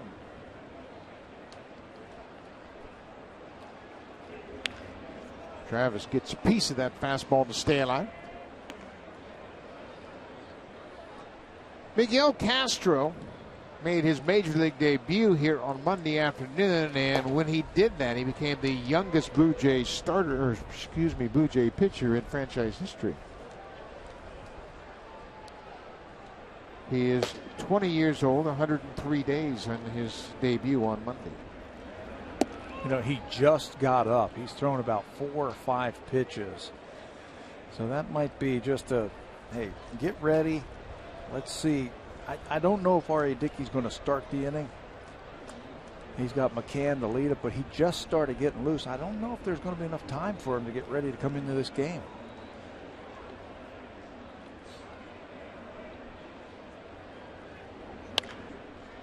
Off the end of the bat, it's going to slice foul. Well, I think the biggest thing with Castro is John Gibbons did a great job with Castro and Osuna both, giving him different situations to pitch in spring training.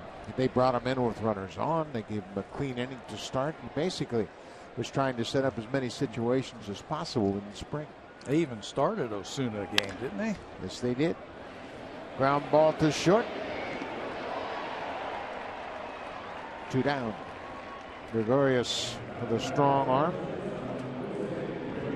It is never too cold for candy floss. And that youngster right there said, you know what, you go to a ballpark, you got to have some snacks. And of course, never too cold for a frosty cool one. Frozen cold one tonight, huh? I went to Rockefeller Center today, and they were still skating in the ice rink. That's how cold it is in New York. had the Zamboni out, and they called timeout, and they'd go out and smooth out the ice, and then the next group of people would come out and skate. I wouldn't know. I never left my room all day today. It was too cold. 2 down.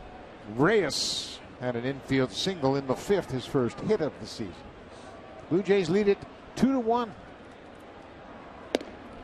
Cutter. We're in the 7th inning.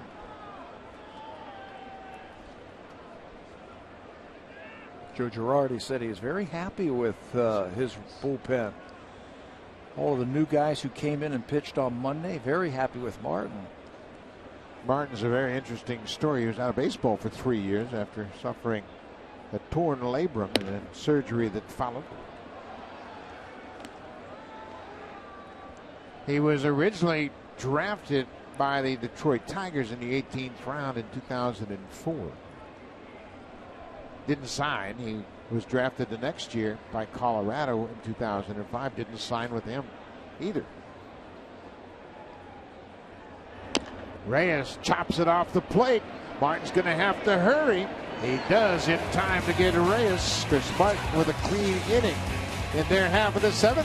I told you it was cold in New York. This is Rockefeller Center, and the ice is still in good shape.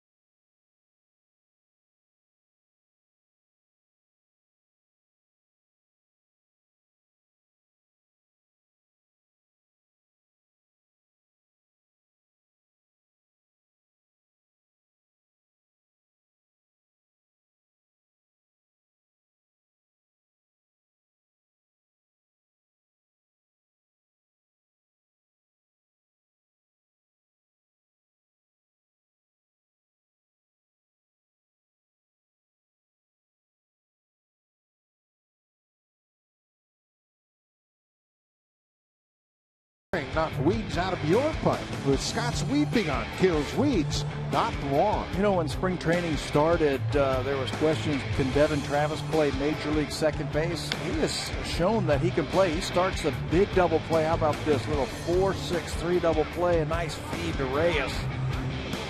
And he completes the double play to get R.A. Dickey out of the 5th inning. Appreciates it very well. Thank you very much. Blue Jays' inner defense has looked very good early in the season. At that point of the ballgame, it was a 2-0 Jays lead. That was the number 9 hitter, Didi Gregorius. If he keeps the inning alive, then you turn the lineup over. Blue Jays haven't gotten Ellsbury out all night. So that certainly was the play of the game to this point. Blue Jays have a 2-1 lead. R.A. Dickey has been in control. And he has made a point of trying to improve upon his April numbers. For the Blue Jays, this is his 13th start in the month of April. The Blue Jays as a team came into this game in his previous 12 starts just 5-7. So he'd like to give them an opportunity to win this game, and he's done that tonight as he carries a 1-run lead into the 7th. Into the 7th, so he's trying to get through the 7th. I figure that John Gibbons might put him on a short leash because he's got Castro up. He's got him heating up, that if he runs into any problems, he'll bring in the rookie. Dickey would love to get through this inning right here and make John Gibbons' job a little bit easier. This is Brian McCann. Well, the thing about Yankee Stadium is that right field porch just sits 314 feet away. We have seen the ball to left field. Now, it's not carrying at all. The wind is really blowing in from left, but the balls to right haven't been effective. 2-0. Now 3-0. Dickey has walked 3 batters to this point. Give him a green light here? I don't think so. If you're guessing fastball? He may have gotten the fastball, but it was in a tough spot down and away. It'll be McCann, Headley, and then Alex Rodriguez for the Yanks. 3-2.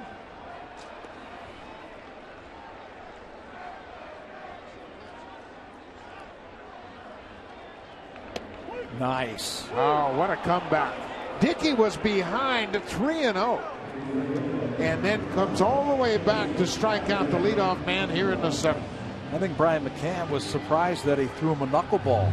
It froze him. Here's the grip. 3-0. He threw a fastball, then another fastball, and then came back with the knuckleball. And it froze him.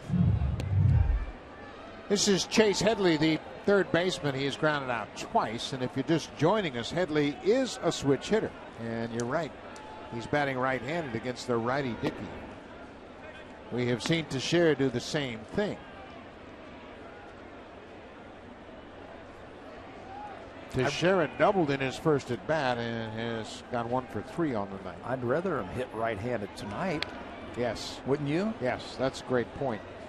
Just because of the elements. We have seen a couple of balls hit hard to left that have gone nowhere.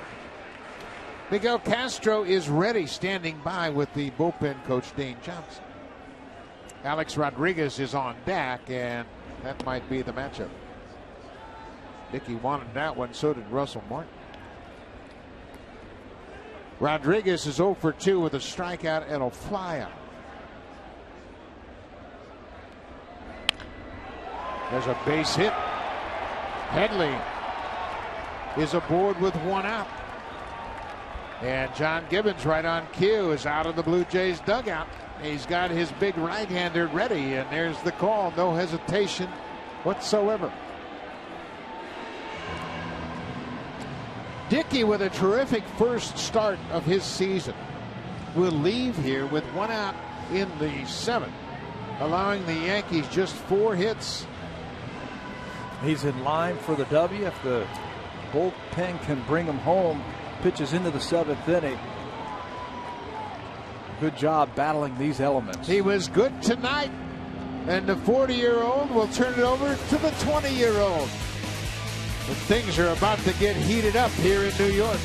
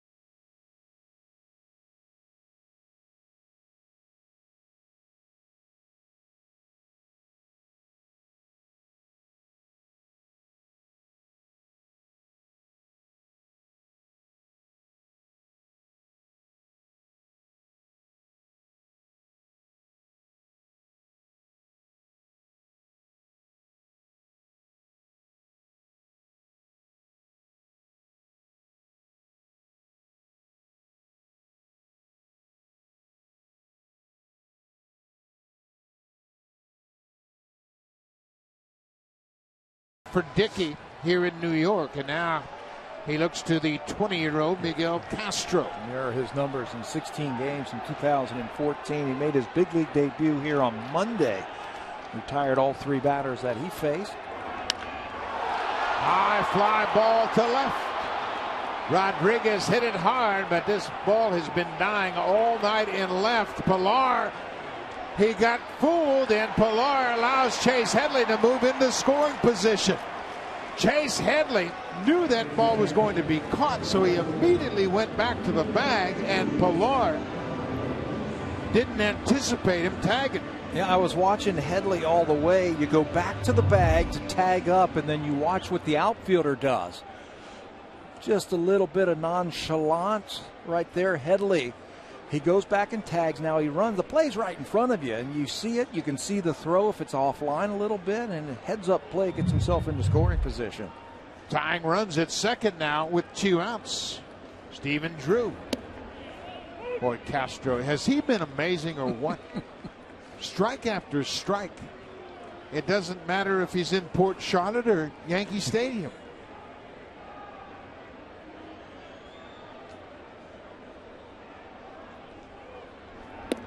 And then a changeup. We mentioned Castro became the youngest Blue Jay pitcher in franchise history. Victor Cruz was the youngest, and Cruz pitched for the Jays in 1978. 0-2.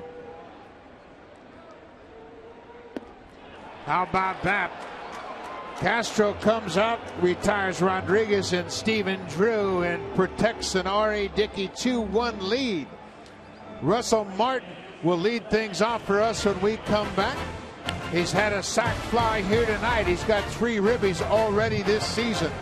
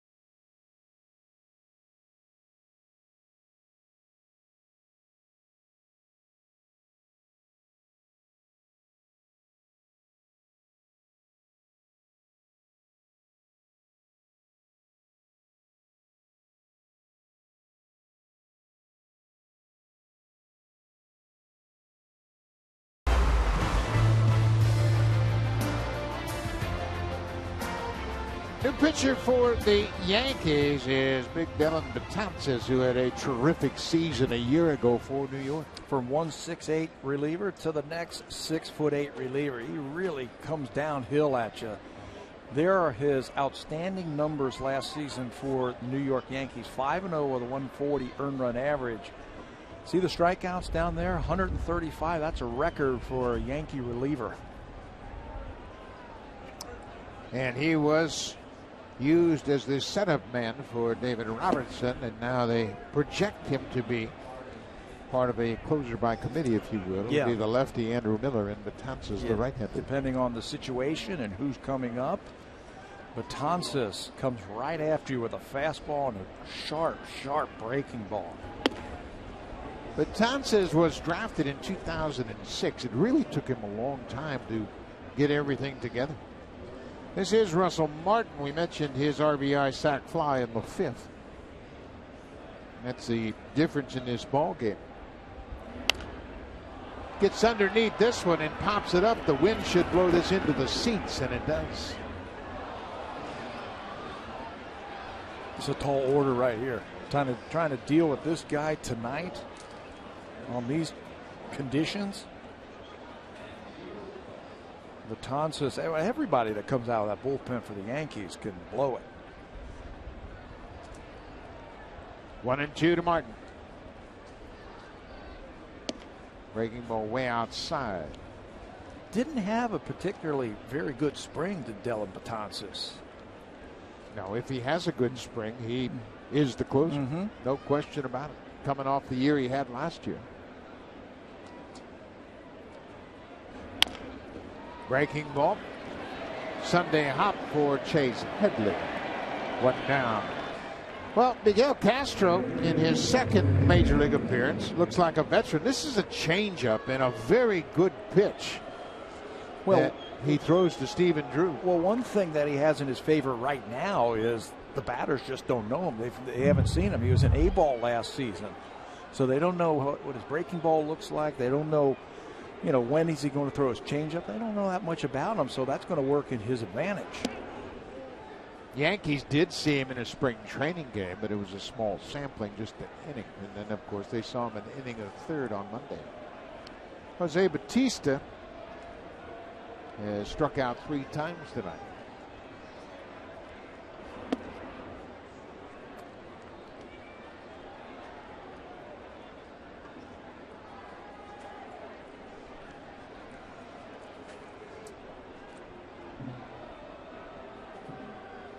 This is the first appearance for Betances, and he misses. It's 3-0. Betances had the 3rd lowest single season hit per 9 inning ratio in Major League history. He averaged 4.6 hits per 9 innings. First, Eric Gagne did it in 2003. He had a 404 hits per 9 inning. And then Carlos Marmol in 2008, 4.12. And then Betances. He just had a huge year last year. He was 7th, 8th inning guy. He wasn't just a 1-inning pitcher. He could give you multiple innings out of that bullpen.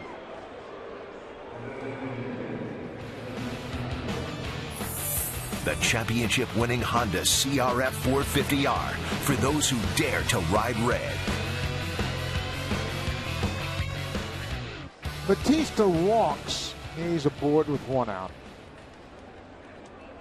Edwin Encarnacion 1 for 3. Blue Jays have 6 hits. Snap throw. Bautista is under the tag of Teixeira at first.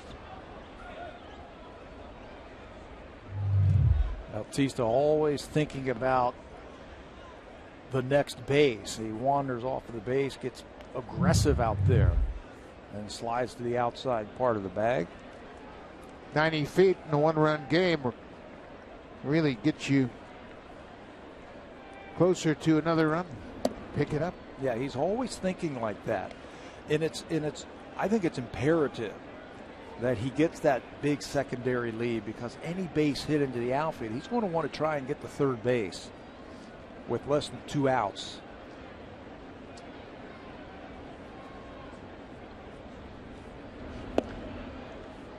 This is the problem Betances had all spring long, not being able to throw strikes, and he's going to get a visit from the catcher, Brian McCann. It was really the problem that he had in his young minor league career, finding the strike zone.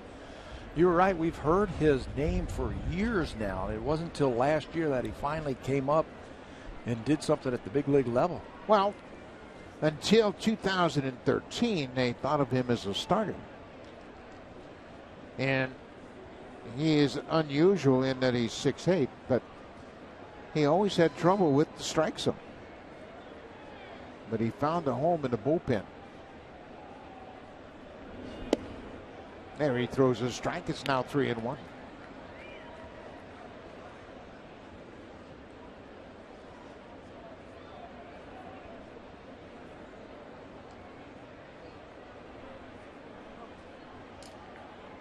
We're in the 8th inning. It's a 2-1 Jays lead. There's a base hit into left field. Gardner's going to get over. Batista's headed for third.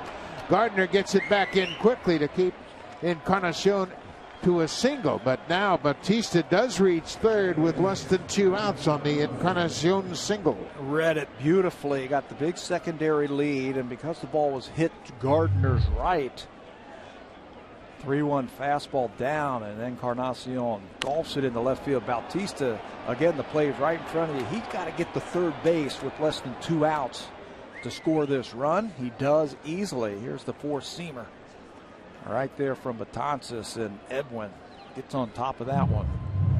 The wind's not going to affect that low liner. Josh Donaldson looking for his first hit of the season. 0 for 3 tonight.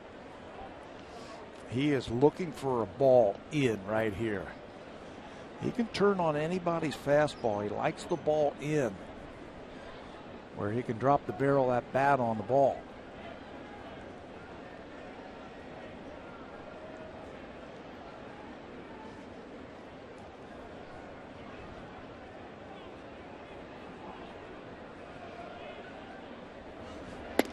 Breaking ball finds the outside corner. The count is even.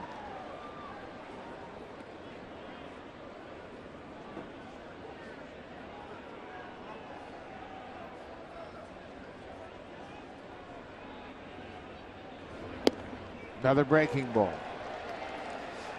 That's the equalizer right there, isn't it? Now you can see they're keeping everything away. They know what Donaldson likes to hit. He's going to have to protect the plate now. There. That goes into right, and Bautista's going to come in to score. Encarnacion moves up to second. That looked like a design play. It looked like they had put a play on. No matter where the pitch was, they went with a breaking ball. Bautista scores a big run. But on a breaking ball in the dirt? I don't think they meant it to be in the dirt, but a breaking ball away because Teixeira broke back to first. Let's watch it one more time. Breaking ball in the dirt. We saw this a couple of innings ago from McCann. He threw it flat-footed, and Teixeira picked that one. That time it got away from him. Breaking ball, here it comes. Short hops, and Mark Teixeira cannot keep that ball in front of him. Blue Jays will take it. It just looked to me like McCann had it on his mind, and once he gloved the ball, he was going to throw it. And Teixeira was right there at the bag. It didn't look like Teixeira was surprised one bit. He just couldn't knock the ball down. 2 balls and 2 strikes. Encarnacion in scoring position. Now it's full. Switch hitting Pompey is on deck. 21 pitches now for Betances in this inning.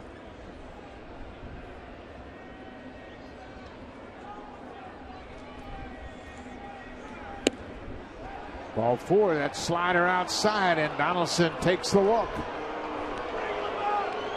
This was the concern with Betances going back to the spring. A couple of walks in this inning have contributed to the Blue Jays' run. Yeah, they were talking about he hadn't built up his arm strength. He wasn't throwing as hard as he did last year. There's David Carpenter, who just now, those last couple of pitches with Donaldson at the plate, got up and starting to get loose. They didn't have the arm strength. We didn't see the same velocity as we saw last year from Betances, so he's trying to work that out. Larry Rothschild, the pitching coach, out for a quick visit to the mound. Boy, that's a big run here in the 8th. Blue Jays once again with a 2-run lead. There's some more out there. I say you got a guy on the ropes who's struggling with his command. Take advantage of it. Dalton Pompey, he's got to be geared up and keyhole for a first pitch fastball. Make sure it's one you want to hit. Well, he got it. He got it. 95.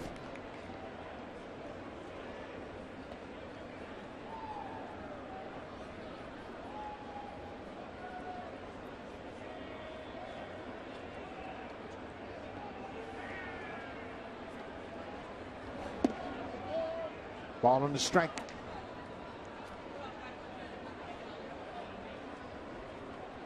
We mentioned Betances was a starter throughout most of his minor league career. Went to the Arizona Fall League. There were no spots open for a starter. He worked out of the pen, and that's when he really came into his own. Boy, he took off. Breaking ball. He took off. He was lights out last year. We told you that. He set a Yankee record, single season strikeout record as a reliever. He beat the record previously owned by Mariano Rivera.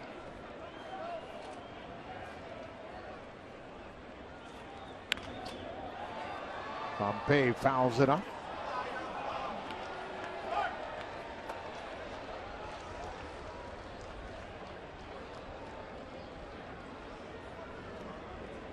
The Blue Jays get a run on 2 walks, a single, and an error this inning. Encarnacion at second had the single to left. Batista walked and scored. Little tapper out in front of home plate. Betances throws to first. Pompey is out. The runners move up.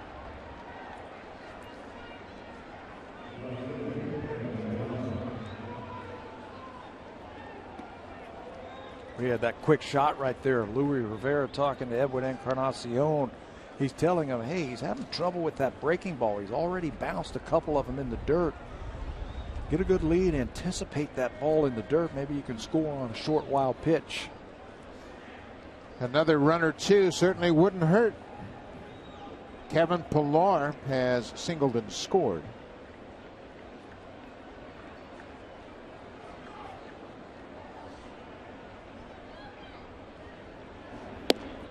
Breaking ball for a strike.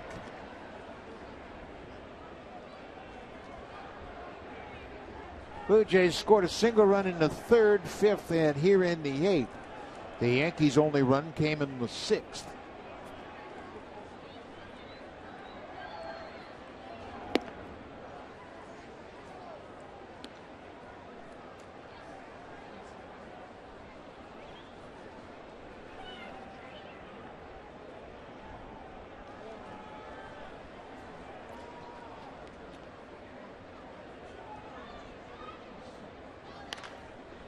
This is popped, and that's going to reach the seats. Foul out of play.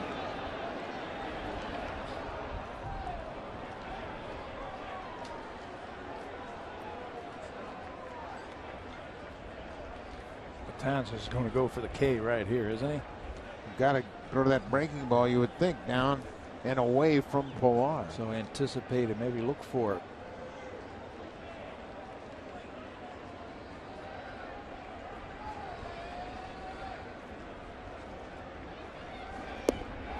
He went for that breaking ball, but Pillar wouldn't chase. He just got to shorten up and put the bat on the ball with 2 strikes. Batista walked and scored. Scored on the air by Brian McCann.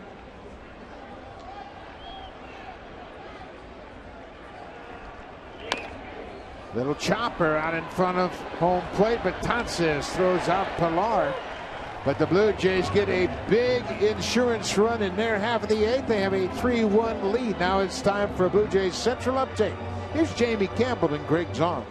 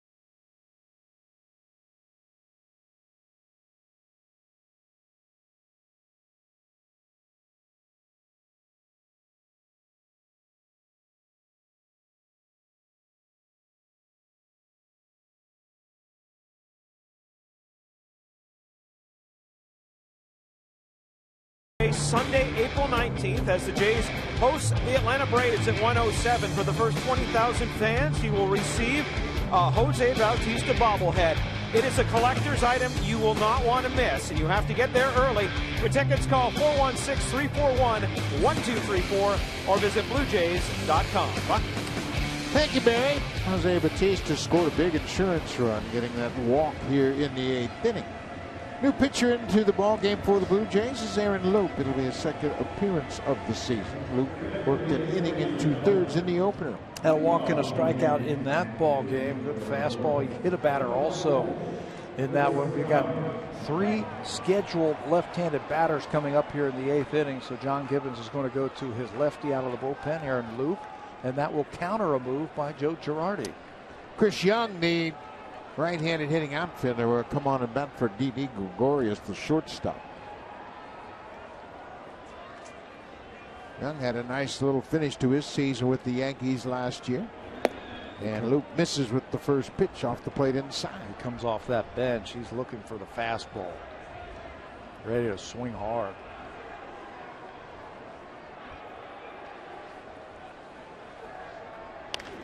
Pops this one into right field. This is trouble if it's fair, and it is a fair ball, and the ball is thrown into second. Chris Young with a bloop double to start things off for New York. The wind just kept pushing that ball away from Devin Travis, or he makes that play. No chance for Bautista, the right fielder, to make that play, nor Justin Smoke, the first baseman. The only guy who could have made that play was Travis, but the wind just kept blowing it away from him. He reaches back and doesn't come up with it. You can see how far he had to go, and it's just out of his reach. That wind has been playing tricks on everybody tonight. All night long we have seen it. Jacoby Ellsbury's been on base all 3 times tonight. 2 walks and a single. Ellsbury has good numbers against Loup. He's 3 for 8 with a home run.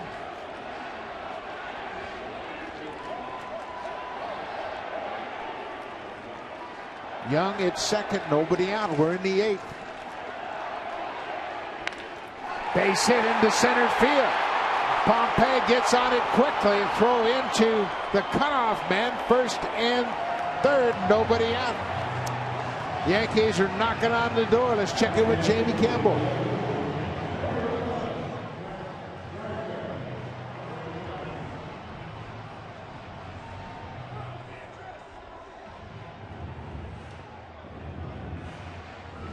Thank you, Jamie. Jacoby Ellsbury, perfect night. 2 walks, 2 singles.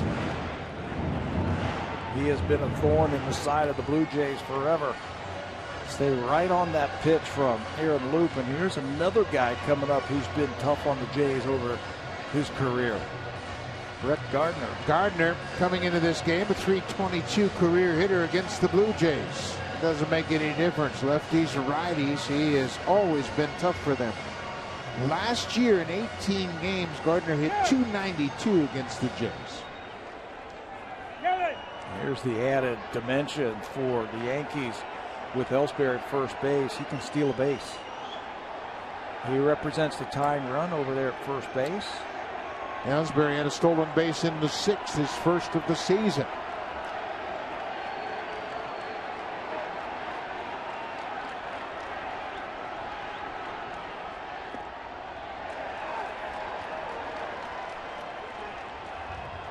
The right-hander is Roberto Osuna. The left-hander is Brett Cecil. Osuna was up, and he's just throwing along with Luke right now. Cecil's trying to get loose in a hurry. John Gibbons has seen this act before. The Yankees trying to come back late.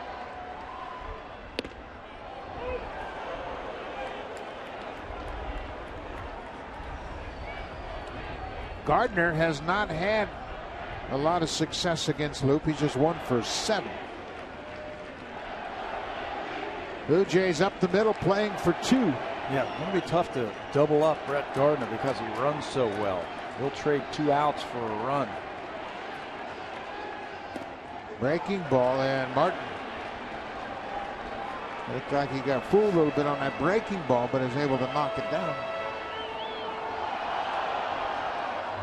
Watch the reaction from Russell Martin. He knows it's coming, and it handcuffed him a little bit.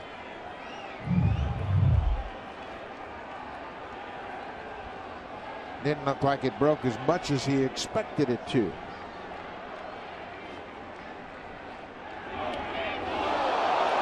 That hit Gardner, and that hit him hard.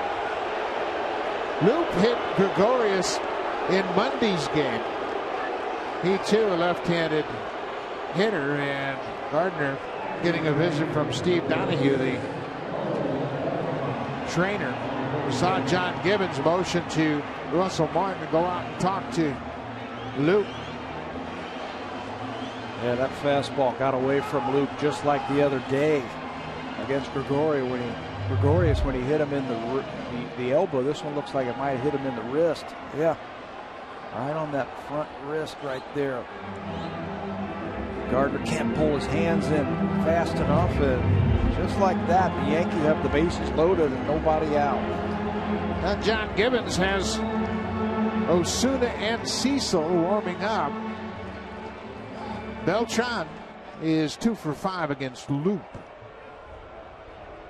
He is 0 for 5 against Brett Cecil. Boy, did you see that? I don't know if Gibby's ready to take him out or not. Yeah, he's going to bring in Brett Cecil. Yeah, and Luke was ready to hand the ball off to him, and John Gibbons hadn't really made the call. Now he has, and he's called for Cecil. So Brett Cecil will get his first appearance of the season against Carlos Beltran with the bases loaded.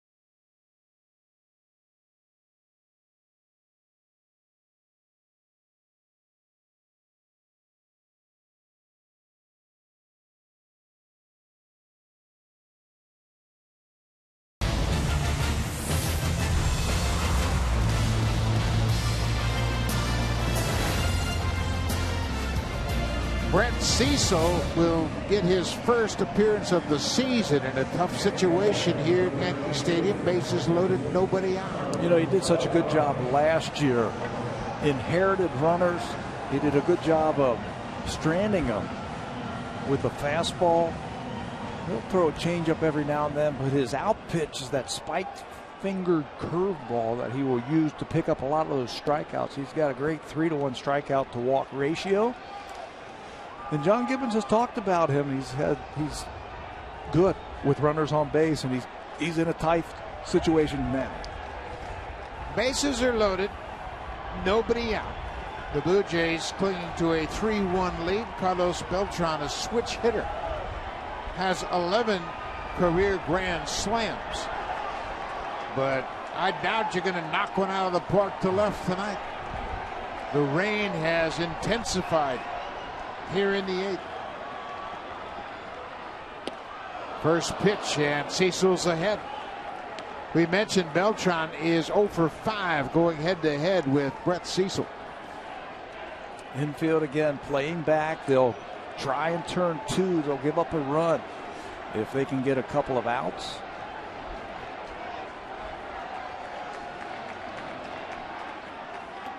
That gets away from Russell Martin, and here comes Young. He's going to score. It's a one-run game.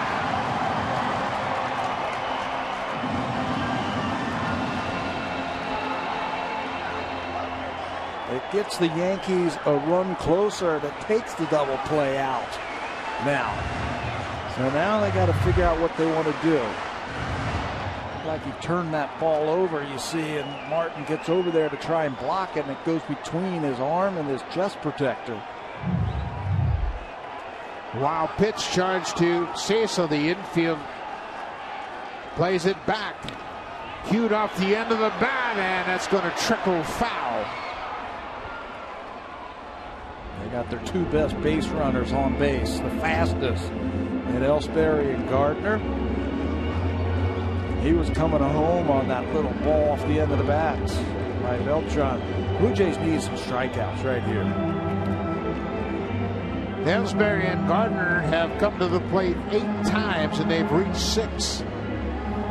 Terrific table setters, and once again, Yankees are threatening to tie it up.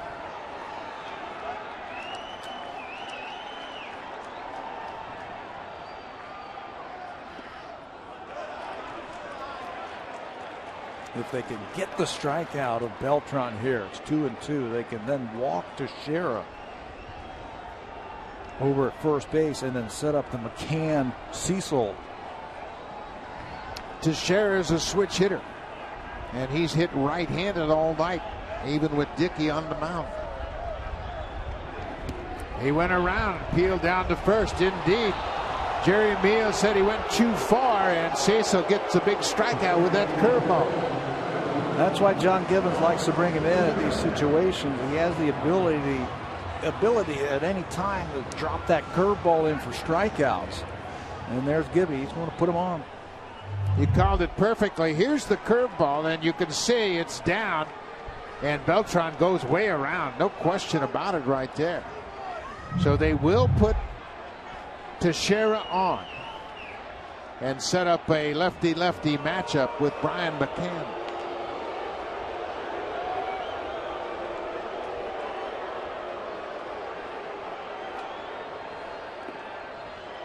Teixeira, a switch hitter. John Gibbons has been down this road before in Yankee Stadium. How many times have we seen the Yankees come back against the Blue Jays? Too many. Too many times over the last few years. So you walk to Teixeira, you set up the double play, and then you get the left-handed pitcher against the left-handed batter matchup. You're hoping for the ground ball.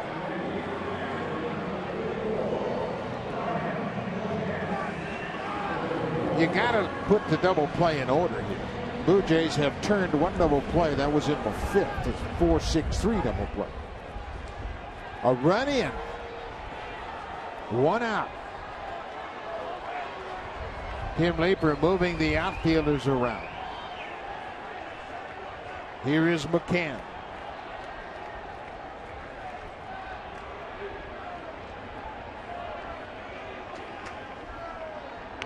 He hits him. Tied up.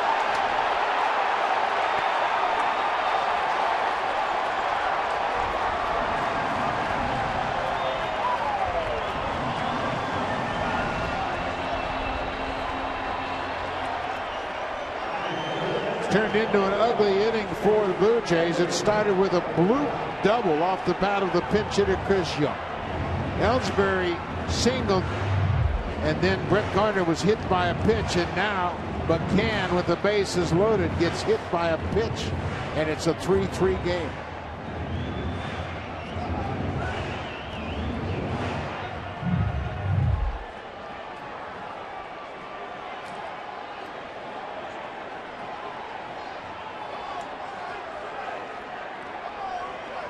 This is Chase Headley, the third baseman. Bases still loaded.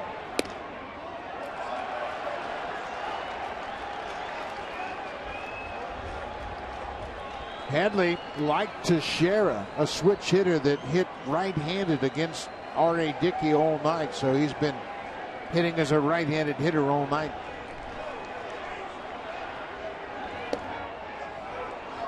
Changeup.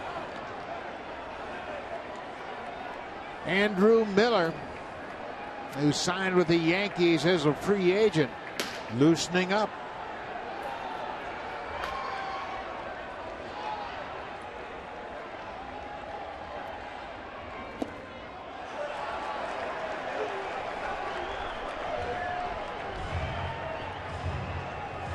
Where the elements, I think, are really playing into the game now, Buck. It's getting colder.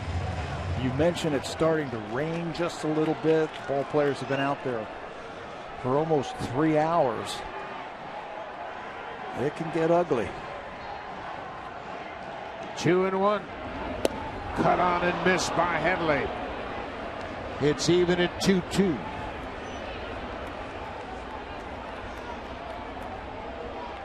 Look who's on deck. Just something about the baseball gods, isn't there? Get a ground ball. Leave Rodriguez on deck. Full count.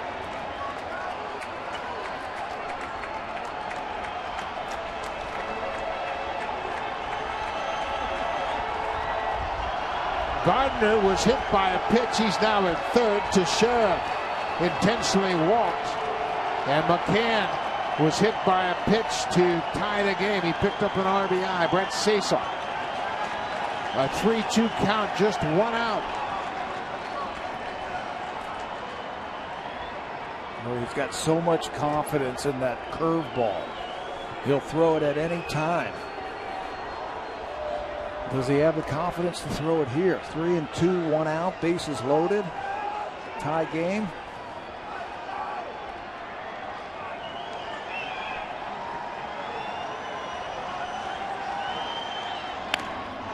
Off of Cecil, and that's going to go into left. 1 run is in, and the Yankees have taken the lead.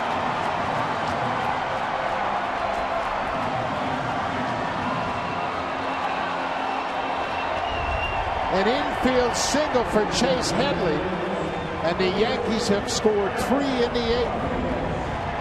They haven't hit the ball that hard. Ellsbury's was the only one that was hit hard. It looked like if this ball goes through it, and your first reaction, obviously, is a reach for the ball. This might have been a double play.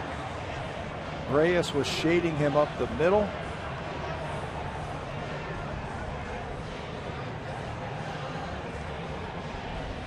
Cecil had that ball hit off his forearm. It's an infield single. Roberto Osuna inherits a bases-loaded situation in his first big league game.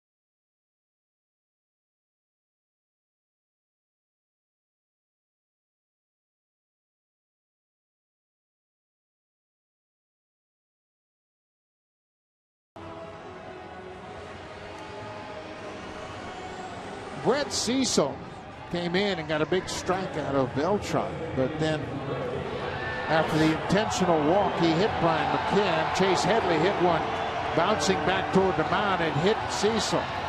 above his glove on his right forearm. George Poulos looking at him. And how about your major league debut as a 20-year-old in Yankee Stadium with the bases loaded, and Alex Rodriguez is the batter? Yeah, try and get us out of this mess right here. There are numbers for Osuna. Bases loaded and Alex Rodriguez go together, don't they? 24 career Grand Slam home runs. Osuna throws a changeup on the first pitch, and it is getting nasty right now. Raining and the wind blowing in from left.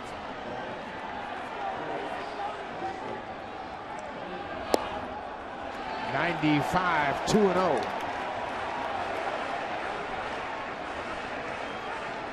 This is asking a lot of a young player making his big league debut right here.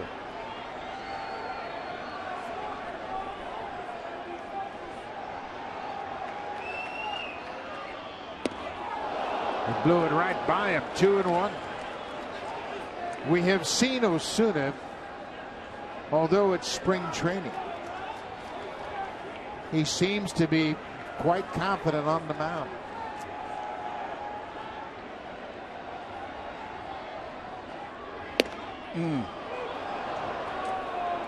Paints him. You're not pitching like a 20-year-old, is he? No. Roberto Osuna has just 109 innings of minor league experience with the Blue Jays. Alex Rodriguez has a bit more.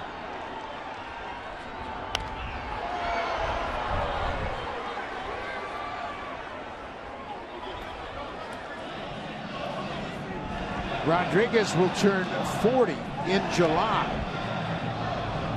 Twice the age of Osuna. Well, you could challenge him with a heater right here. The way the wind is blowing straight in from center field now.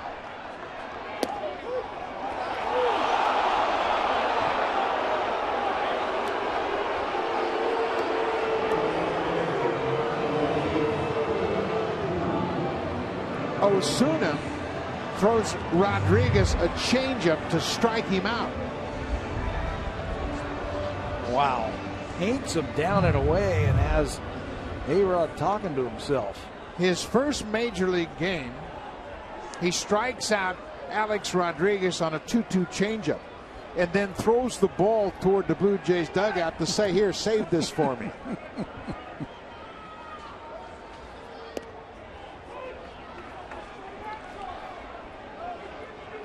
He jumps ahead of Stephen Drew. Bases remain loaded, but now there are 2 outs.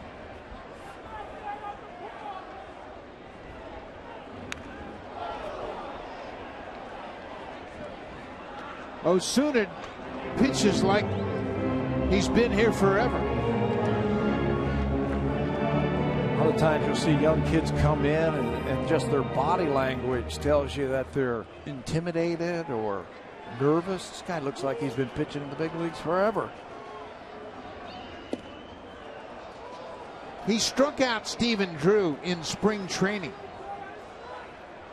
So he has been here before, but this is the first time he's pitched in a regular major league game.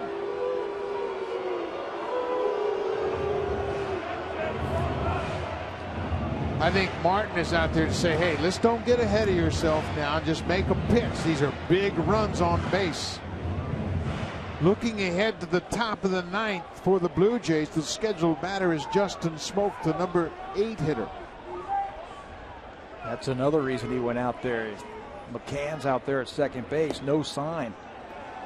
He said, this is what we're going to do. We're going to verbally talk about this so McCann out at second base doesn't flash in location or pitch selection. Pretty wise move right there by Russell Martin. Stephen Drew, the 9th Yankee to bat this inning. Bautista broke back, but he will recover. Osuna, in his first major league inning, retires the 2 batters he faces to leave the bases loaded, but the Yankees have taken a 4-3 lead.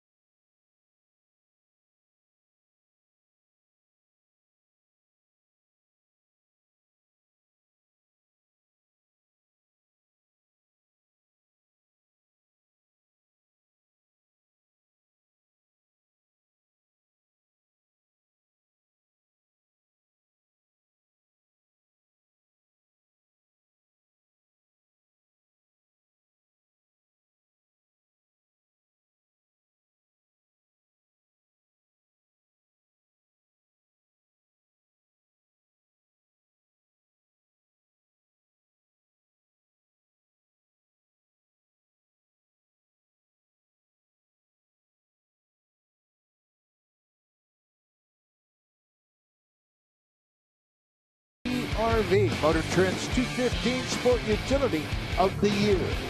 It wasn't really a long ball when you talk about drive of the game, but it's right now the go-ahead run. Chase Headley off the forearm of Brett Cecil with the bases loaded. Breaks the tie at 3. Chase Headley with the hit and an RBI, tonight's drive of the game. Big left-hander Andrew Miller.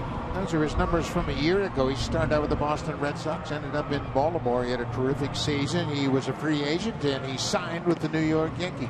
Just like Dylan Betances before him and Martin before him, he can strike you out. Look at the strikeouts per 9 innings down there. 14, almost 15 strikeouts per 9 innings. He does it with a good fastball and a wipeout, and I mean wipeout slider that held lefties to a 163 average and righties to a 145 average. In for the save as he picks up Dylan Betances. A couple other changes for the Yankees. Gregorio Petit comes off the bench to take over defensively at second base. He'll be batting in the number 9 spot.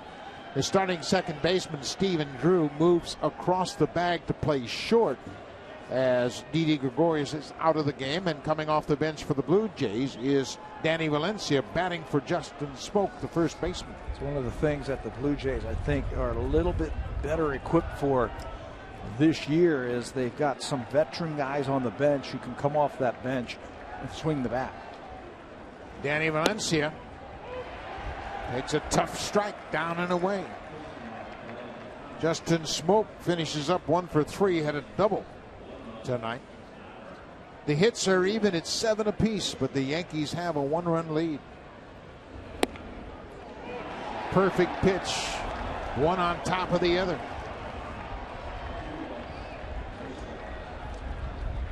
Valencia, his numbers last season, and it is miserable down on the field.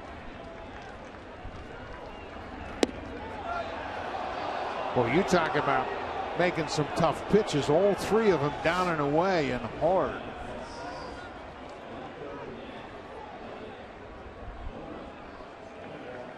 CC Sabathia will take the mound tomorrow. Valencia hits it over the mound. Petit just into the game, makes the play.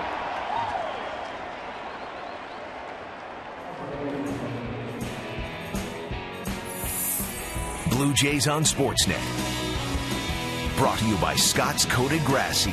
This spring, build up your outfield, even if you miss a day of watering, with Scott's Coated Grass Seed.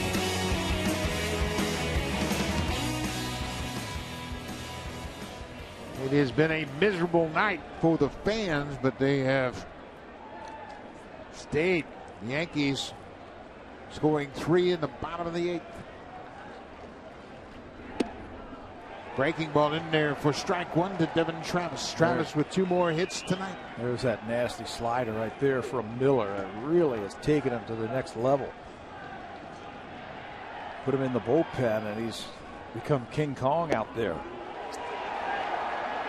Andrew Miller made his major league debut in this ballpark in 2006, pitching for the Detroit Tigers. The first batter he faced, Melky Cabrera. That was the year he was drafted. Came right out of North Carolina and pitched in the big leagues. Really didn't make it as a starter. And then when he was in Boston, the manager at that time, Bobby Valentine, moved him into the bullpen, and he has taken off. Oh, Travis got a piece of a nasty breaking ball. Devin Travis, last year in the Tigers system, played at Double-A.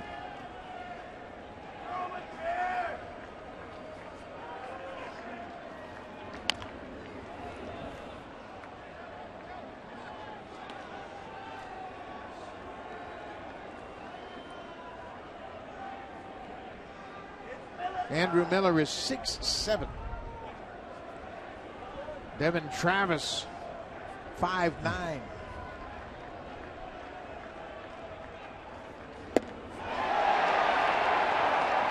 Two down. Just when you start looking for that slider that he's going to try and finish you off with, He's got enough heat and a good placement with that fastball to pick up the strikeout. Watch where he throws this one. Down and away. Tough to reach. You can see Travis was on it. Bat wasn't long enough. Just couldn't reach it.